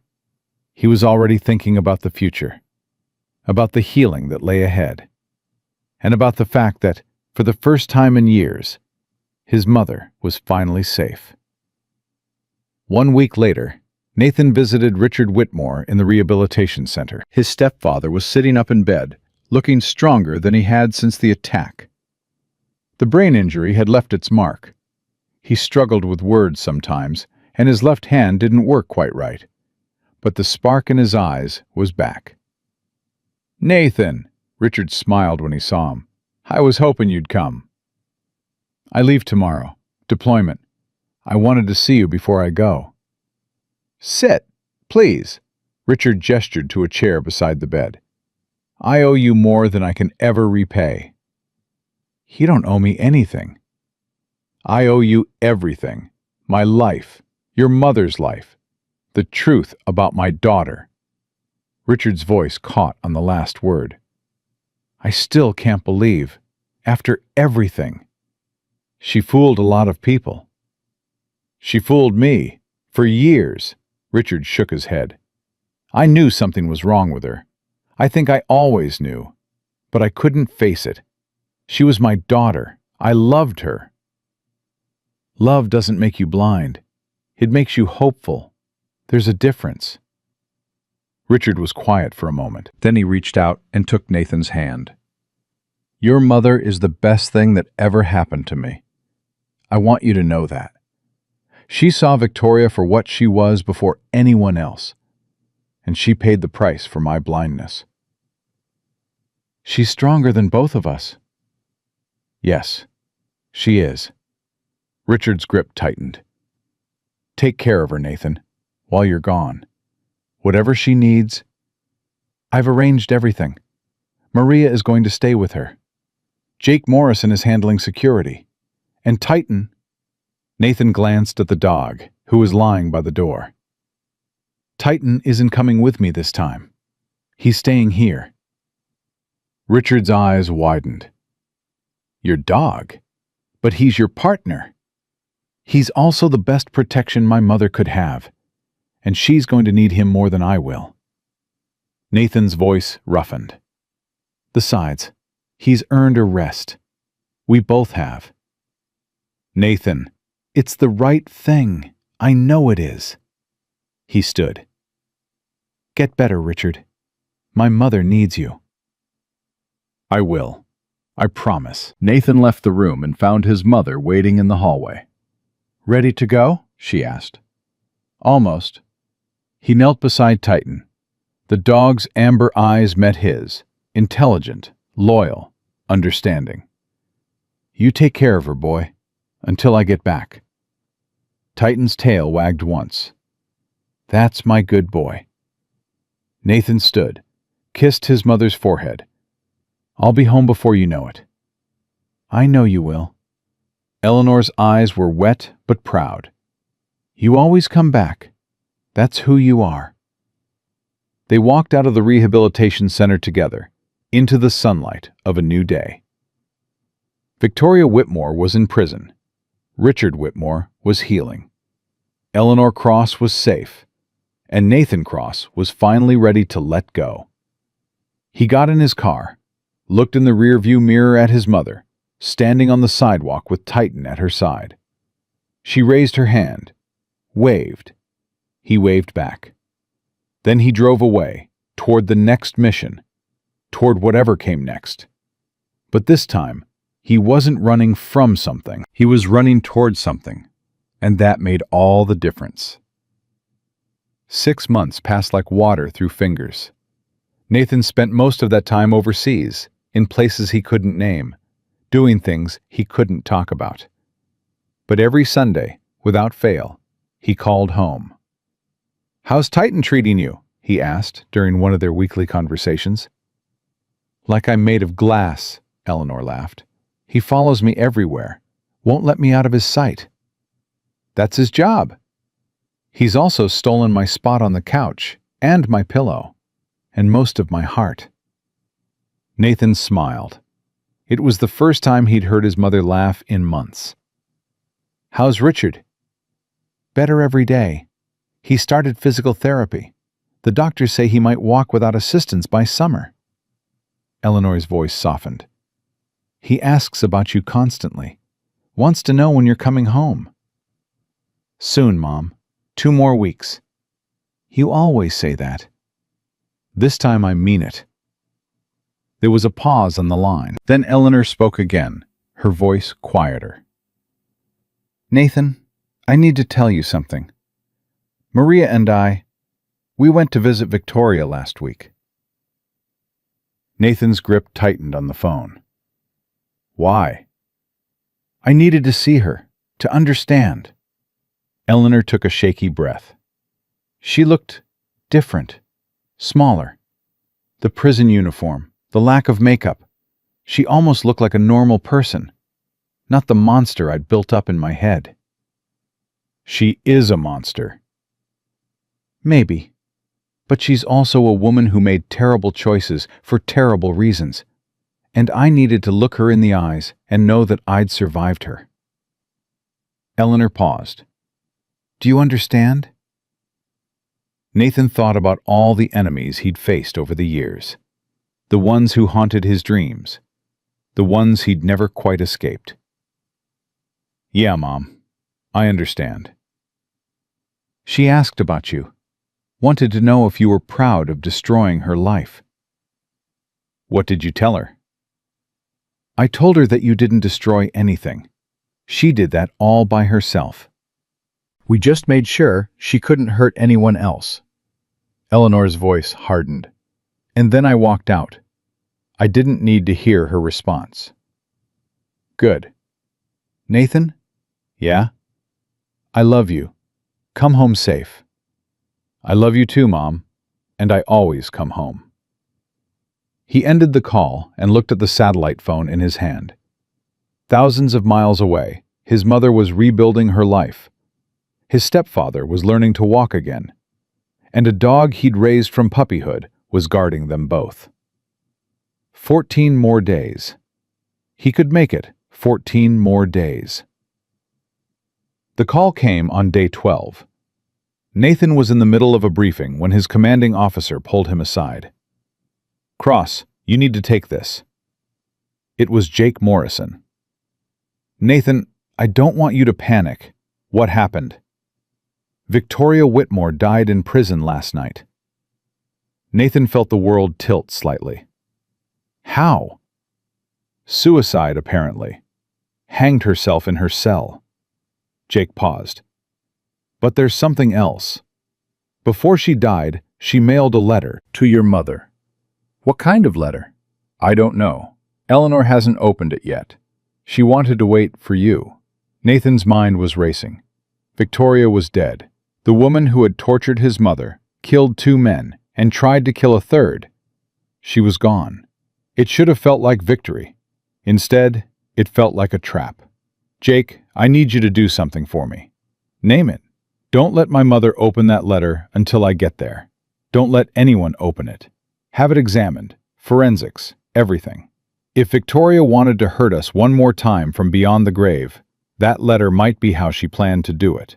You think she poisoned it? I think she spent her whole life finding ways to destroy people. I don't think death stopped her from trying. I'll take care of it. I'm coming home. Nathan found his CO and requested emergency leave. 2 days later, he was on a plane back to the States. The letter was waiting for him when he arrived. Jake had followed instructions. The envelope had been examined, tested, analyzed. No poison. No biological agents. No hidden threats. Just paper and ink and the final words of a dead woman.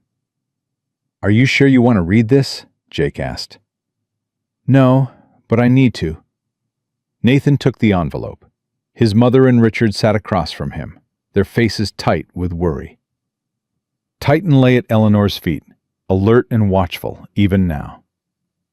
He opened the envelope, unfolded the letter. Victoria's handwriting was elegant, practiced, the penmanship of a woman who had spent her life cultivating appearances. Dear Nathan, he read aloud, by the time you read this, I'll be dead. I want you to know that this is your fault. Not directly. You didn't tie the noose or kick the stool. But you took everything from me. My freedom, my reputation, my future. You left me with nothing but 4 walls and endless time to think about what I'd lost. Nathan paused. His mother reached for Richard's hand. I could tell you I'm sorry for what I did, but that would be a lie. And we're past lying now, aren't we? I did what I did because I wanted things. Money, security, power. I married men who had what I wanted, and when they stopped being useful, I removed them. It was simple, efficient, and it worked, until you came along. I used to wonder what made you different, why you didn't just accept the story I gave you like everyone else did. Now I know. You're like me, ruthless, single-minded, willing to do whatever it takes to protect what's yours. The only difference is that you use your abilities to save people instead of exploit them. I suppose that makes you the hero of this story. And every hero needs a villain. Nathan turned the page. There's something I never told anyone. Not the police, not my lawyers, not even Richard. My first husband, Michael. He wasn't the first person I killed. He was the 4th. Eleanor gasped. When I was 19, I worked as a caretaker for elderly patients. 3 of them died under my care. Natural causes, the doctors said. Heart failure, respiratory complications, age. But we both know the truth now, don't we? I'm telling you this because I want you to understand something. I was never going to stop. Even if you hadn't caught me, I would have kept going. Your mother would have been next. Then Richard. Then whoever came after them. It's who I am, who I've always been. So in a way, you did me a favor. You stopped me when no one else could. You ended a pattern that had been running for 30 years. I'm not thanking you. I'm not asking for forgiveness. I'm simply acknowledging reality. You won. I lost. The game is over. One last thing. Your mother asked me during her visit if I felt any remorse for what I'd done to her. I told her no. That was the truth. I don't feel remorse. I don't feel guilt. I don't feel anything, really. I never have. But I do feel something when I think about you. I'm not sure what to call it. Respect, maybe. Or recognition. You saw through me when no one else did. You fought when others would have surrendered. You protected your family with the same ruthlessness I used to destroy mine. We're more alike than you want to admit, Nathan Cross. The only difference is which side of the line we chose to stand on. Goodbye, and good luck. You'll need it. Victoria, the letter ended. Nathan sat in silence, the pages trembling slightly in his hands. 3 more people, Eleanor whispered. 3 more victims we never knew about. I'll contact the police, Jake said. See if we can identify them. Give their families closure. Do it. Nathan set down the letter. She doesn't get to take any more secrets to her grave. Richard spoke for the first time. She was right about one thing. Everyone looked at him. You are like her. In some ways. Richard's voice was quiet but steady. The determination, the focus, the willingness to do whatever it takes. But Nathan, you use those qualities to protect people, to save them. That's not a small difference. That's everything. Nathan looked at his stepfather, at the man his mother had chosen to spend her life with, at the victim who had nearly died but refused to give up. Thank you. No, thank you. Richard reached out and clasped Nathan's hand. For believing your mother when no one else did. For fighting when it would have been easier to walk away. For being the kind of man who runs toward danger instead of away from it. That's what family does. Yes, Richard smiled. It is. The weeks that followed were filled with healing. Nathan took extended leave, the first real break he'd had in years. He spent his days helping Richard with physical therapy, taking Titan on long walks, and simply being present in a way he hadn't been since childhood. Maria had enrolled in community college, working toward a degree in social work. She came by the house often, bringing food she'd cooked herself and stories about her classes. I'm going to help people, she told Eleanor one afternoon. People like you. People who are trapped and don't know how to escape. You already have, Eleanor said. You saved my life. We saved each other. Lisa Chen visited once, about a month after Victoria's death. She and Nathan sat on the porch while Eleanor napped inside. I thought I'd feel different, Lisa said. When she died. I thought there would be some kind of release, closure.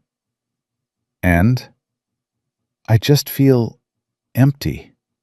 Lisa stared at her hands. She took my father. She took 8 years of my life. And now she's gone, and I still don't have any of it back. You have the truth. The truth doesn't bring back the dead. No, but it can help the living. Nathan looked at her. What are you going to do now? I don't know.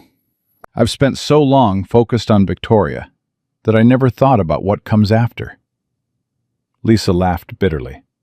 Pathetic, right? Not pathetic. Human. Nathan was quiet for a moment. My mother has a friend who runs a nonprofit for elderly abuse victims. They're always looking for people who understand what survivors go through. You think I could help? I think you've spent 8 years becoming an expert in something no one should have to experience. That knowledge could save lives. Lisa considered this. I'll think about it. That's all I'm asking. She left an hour later. But 2 weeks after that, Nathan got a text from his mother. Lisa started volunteering at the nonprofit today. She's already making a difference. Some people emerged from darkness determined to spread it. Others emerged determined to fight it. Lisa Chen had chosen her side. On a quiet Sunday morning, 3 months after Victoria's death, Nathan found his mother sitting in the garden with Biscuit in her lap. The puppy had grown, no longer the shivering, traumatized animal from the basement. She was healthy now, energetic, with a golden coat that gleamed in the sunlight. "She's getting fat," Nathan observed. "She's getting loved." Eleanor scratched behind Biscuit's ears. "There's a difference." Nathan sat beside her. Titan immediately moved to position himself between them and the rest of the world, ever watchful. "How are you feeling, Mom?" "Old," Eleanor smiled. "Tired. Grateful." "The doctors said the dementia is progressing slower than expected." "The doctors say a lot of things. Most of them are designed to prepare me for the worst." She looked at him. "But I've decided not to focus on the worst anymore. I've had enough worst for one lifetime." "Fair enough." "Nathan, there's something I want to talk to you about." What is it? Eleanor was quiet for a moment, gathering her thoughts. "When your father died, I thought my life was over. I was 32 years old, with a 5-year-old son, and no idea how I was going to survive. But I did survive. I raised you. I built a life. And when I met Richard, I thought I'd finally found some peace. And then Victoria happened. And then Victoria happened." Eleanor's hand found his. "But here's what I've learned. The worst moments of our lives don't define us.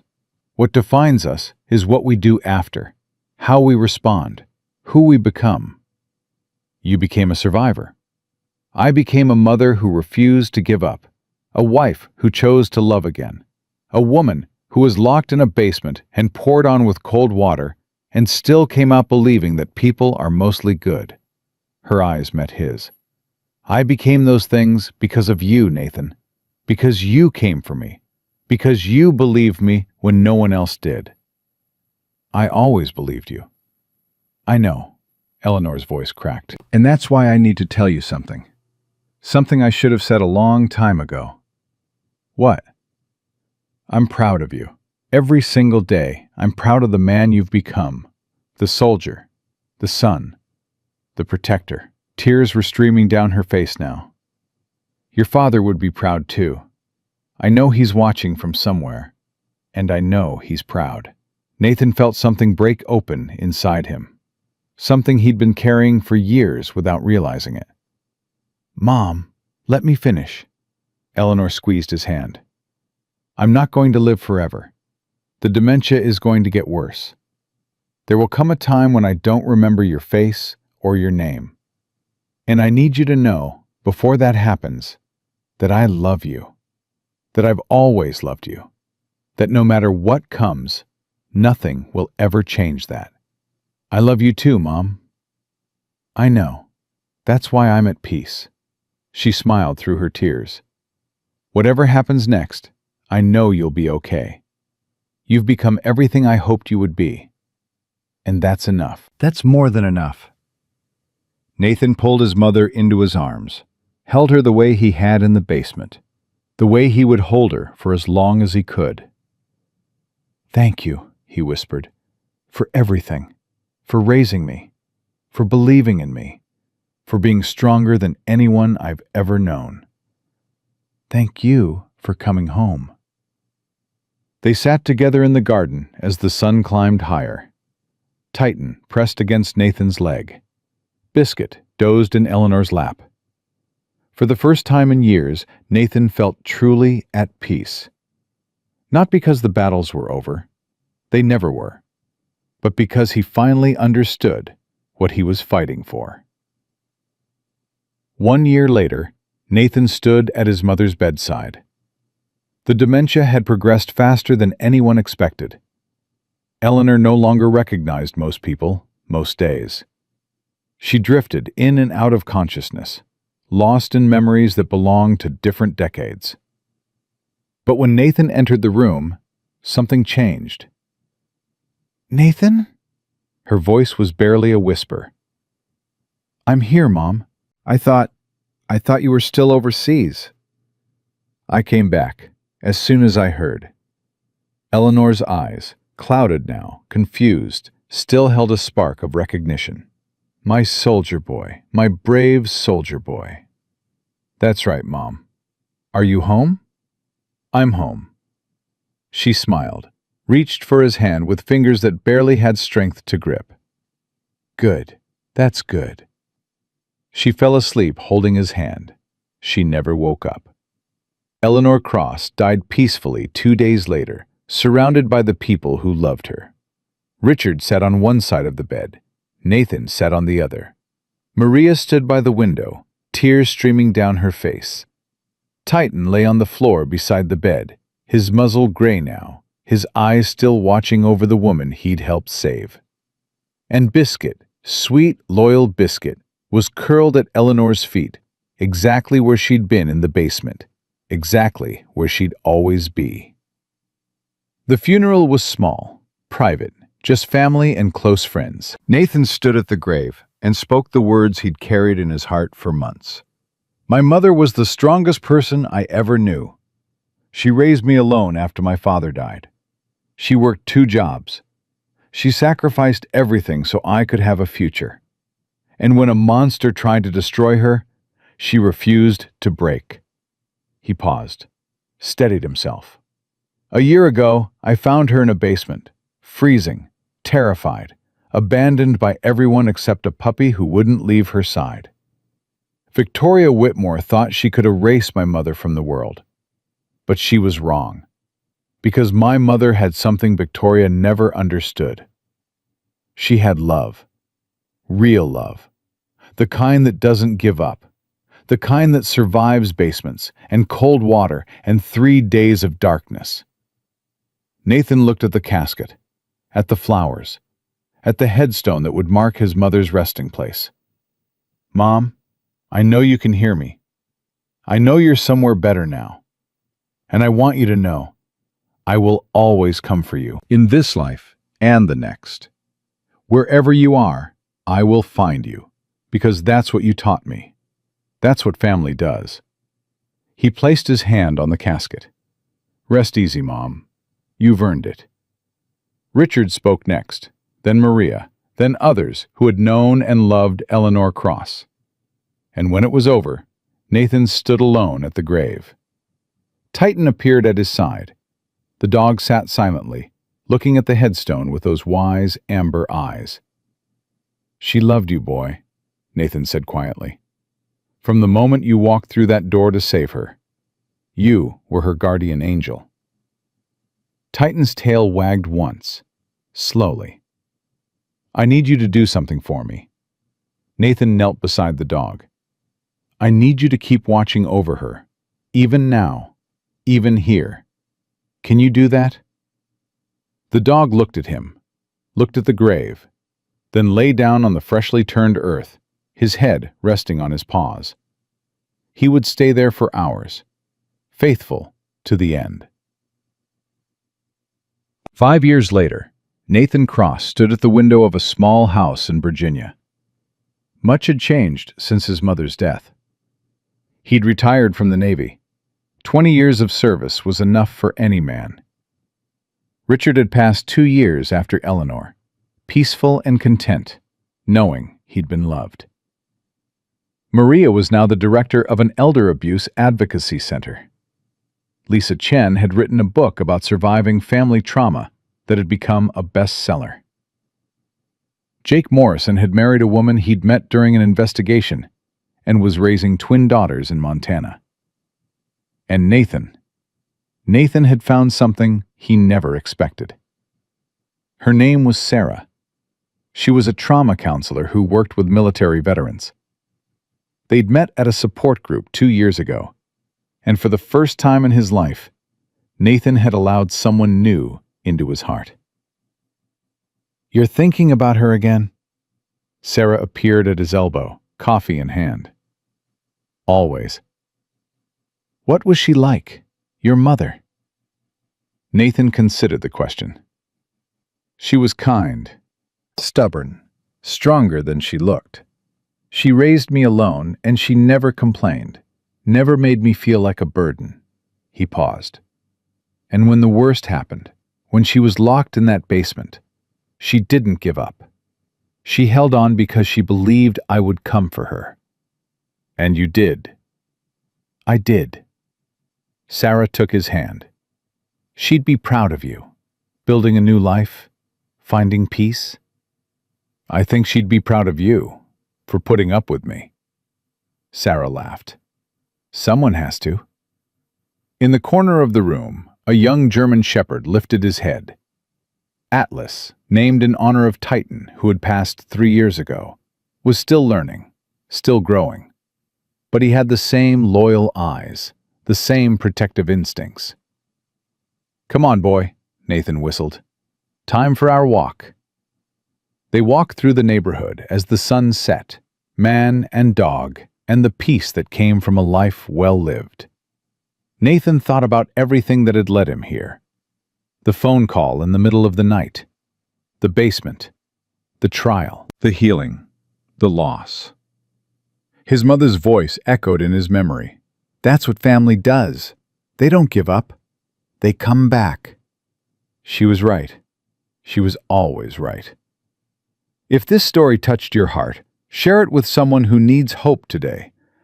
Comment below with the city you're watching from. I want to see how far this story has traveled. Please like and subscribe, and turn on notifications so you don't miss our next story of courage, faith, and the unbreakable bonds of family. And before you go, let us pray together. May God bless you with the strength to protect those you love. May He give you the courage to fight for justice, even when the odds are against you. May He heal the wounds that no one else can see, and may He remind you, in your darkest moments, that someone is always coming for you. That you are never truly alone. That love, real love, the kind that crosses mountains and survives basements and refuses to let go, that love always finds a way. Amen. The miracle in this story was not that a Navy SEAL rescued his mother from a monster. The miracle was that an elderly woman with dementia never stopped believing her son would come. The miracle was that a terrified young housekeeper found the courage to speak. The miracle was that a daughter who lost her father found purpose in saving others. The miracle was that a puppy who shivered in the cold grew up to bring comfort to hundreds of elderly patients in nursing homes across the country. Because kindness is never wasted. Because doing the right thing is never small. Because evil loses when good people refuse to stay silent. And because family, true family, will always come for you. Always. The end.